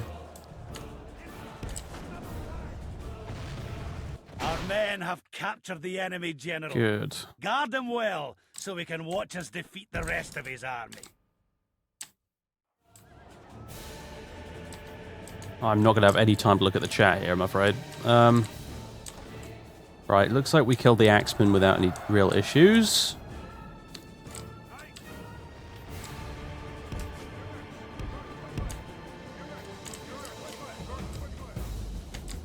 This, on the other hand, is an issue.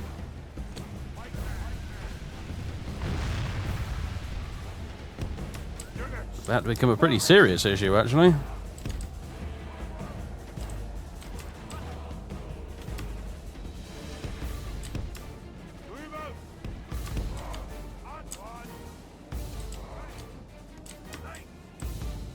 By the saints, I'm just trying to click and drag a unit there. Enemy general.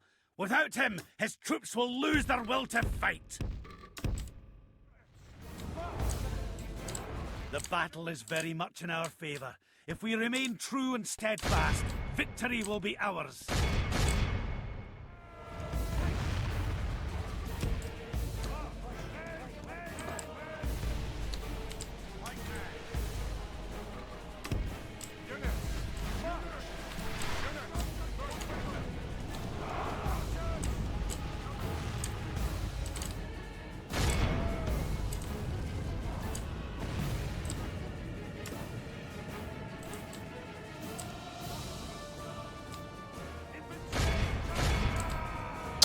Most of this army is going to get away, actually, which is very fucking annoying, but oh well.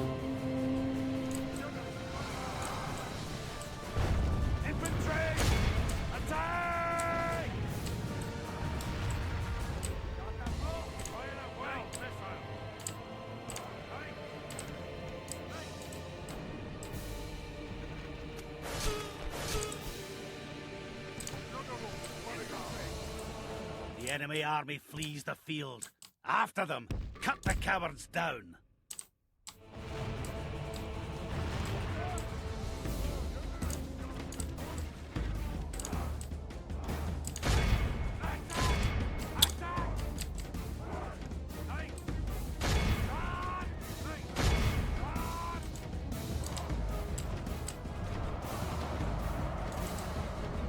God, they really can't execute a charge very well, can they?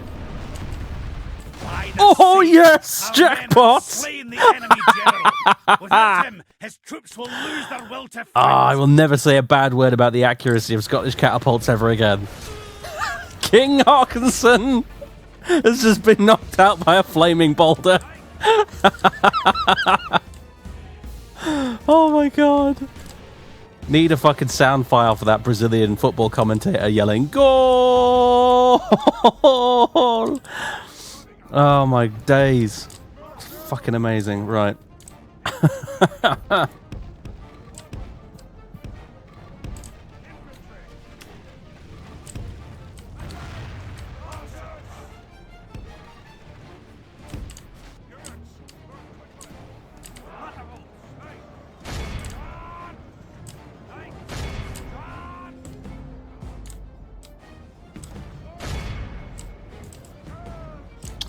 Where are the rest of Midnights? Oh, they're off chasing this idiot. No, come on, back up here.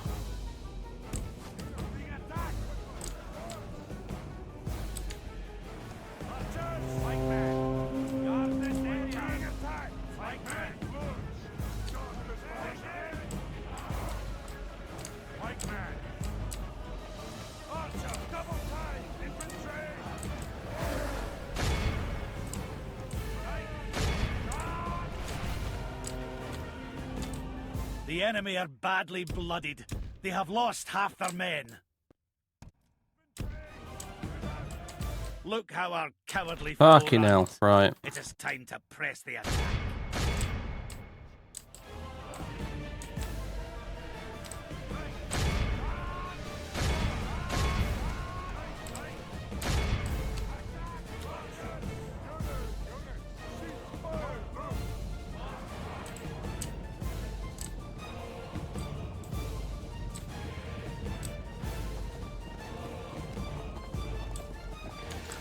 How you highlighted it, yeah, nice.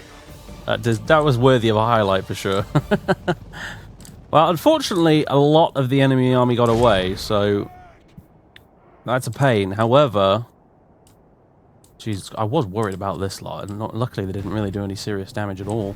Do we get to capture these things then, or are they just gone? I'm curious about that. But anyway, I think, however, because that was the city's last turn, we will probably still get it anyway in the last turn of the siege. So, yeah, ultimately this is going to be a failure for them. Might as well chase down the little fuckers anyway, but, you know.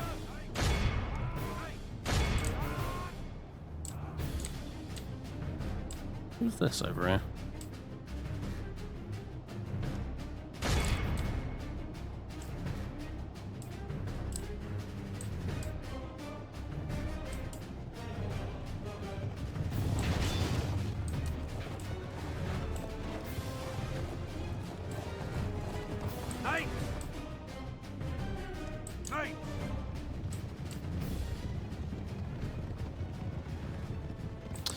I'll tell you what, actually, the battle length is something they did quite well, I think, in this game versus many of the others. So in most of the games, like the original Rome, and most of the new ones as well, the battles are really, really short, but in Medieval 2, they were about the right length, I feel, actually. I mean, historically speaking, if you want to be accurate, you'd make it quite a bit longer, like, you know, Rome Resurrected with its hour-long battles, but I feel Medieval 2's battles strike the right balance between being able to sit back and actually make proper tactical decisions, and also not being so long and tedious that you get bored. This is a clear victory that goes to only men of great virtue and valor. So I don't know about you guys, but I feel the battles in many of the Total War games are just too quick. You don't have time to sit around and even appreciate the fucking view.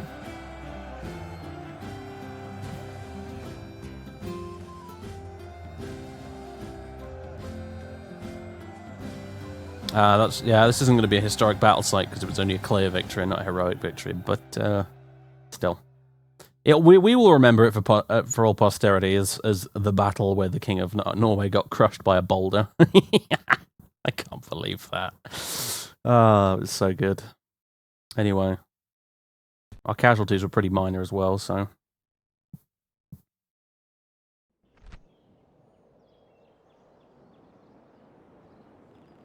Yeah, it's weird. It's weird. I much prefer the slower pace, to be honest with you. I like being able to sit back, appreciate all the carnage going on, but also see what's going on, respond to things, plan out maneuvers and execute them, and actually, be able to, do it within the space of the battle without, It's like, I swear to God, like the new games, it's like they designed them for StarCraft players or something. Like it's over so fucking quickly. Like your units clash in melee, and it's literally over in about 2 minutes. You'll have like a mass rout in 120 seconds or less.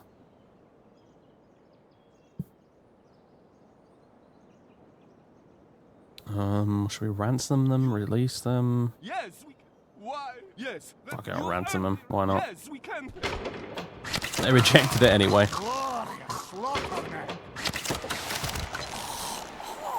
And we will be taking the city imminently. Ah, they're finally moving their troops out of... Victory! These people now kneel before us, sire. Victory! Let's sack it.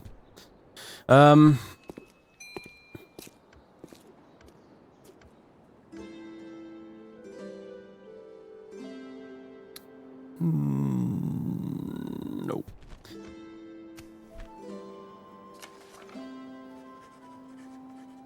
Apparently the financial leader right now is the Barons Alliance. They must have London or something.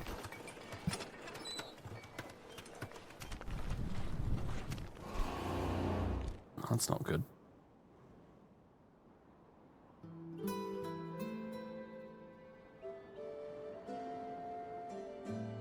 Your Honor.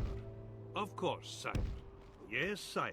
Nottingham! Say hello to Robin Hood when you see him. Oh, that's the English capital. Ah. That's a fortress.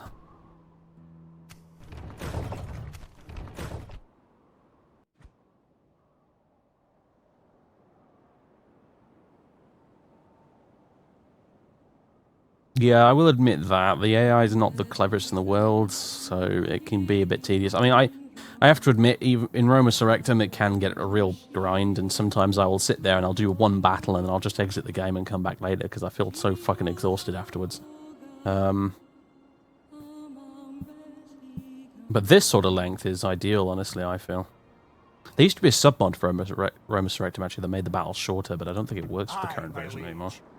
Unfortunately. We march to glory. Set a watch. We camp here until morning.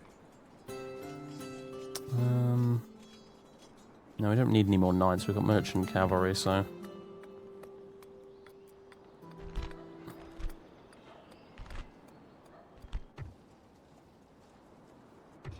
let's get a practice range.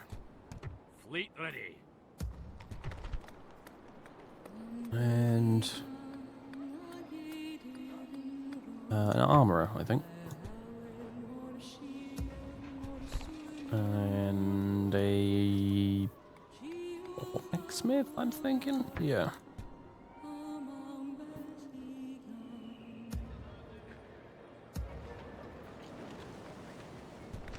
What do we have here, then? Build some fucking roads, that'd be a good start, I have to admit. So it's a castle, go drill square, practice range, so on and so forth. We can recruit Viking raiders, Norse axemen, Norse archers, Norse scouts, and so on, and so on. Do we have a... Oh, we do have a spy. Excellent. Stopping here, sire.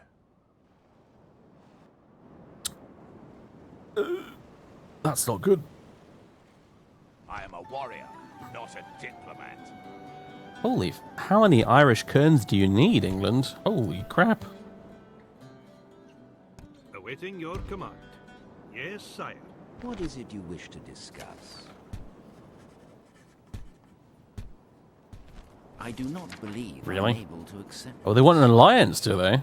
You know what? I don't know why my voice went all weird then. You know what? Yeah, all right then. We cannot thank you enough for accepting. An honor and a pleasure. Farewell. That is going to put the cat amongst the pigeons for sure. I feel like it was about to happen anyway, though, considering this. This guy can be here with only one purpose, let's be honest. It may be a good time to go say hello to the Irish while we're here, too. Are the Irish at war with them, or what? No, they're not. Can I be of service? Of course, sire. I can only do one diplomatic a turn, so diplomatic action a turn, so whatever. As for you, where are you? I'm a king.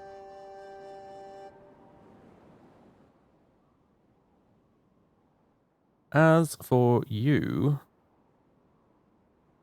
I think I may want to send you back to Wales to go talk to the Welsh. Today's journey is over, sire.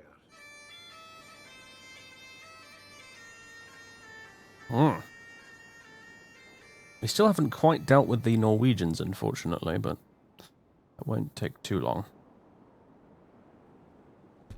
Does that put us at war with England or not? No, it actually doesn't. It actually doesn't. Which is probably good, although they're not going to like it, obviously, and it may be about to happen by the looks of things. However, if it does, we have an easy solution. My king. Aye. Move out. Aye, my liege. My king. Aye. My king. And that easy solution is... Aye, my liege. Aye, son. Aye, my liege. Aye, we send you on a boat over there to kick their asses. Gilpatrick, with your newly retrained army. I did want to retrain those knights, actually, but fuck it.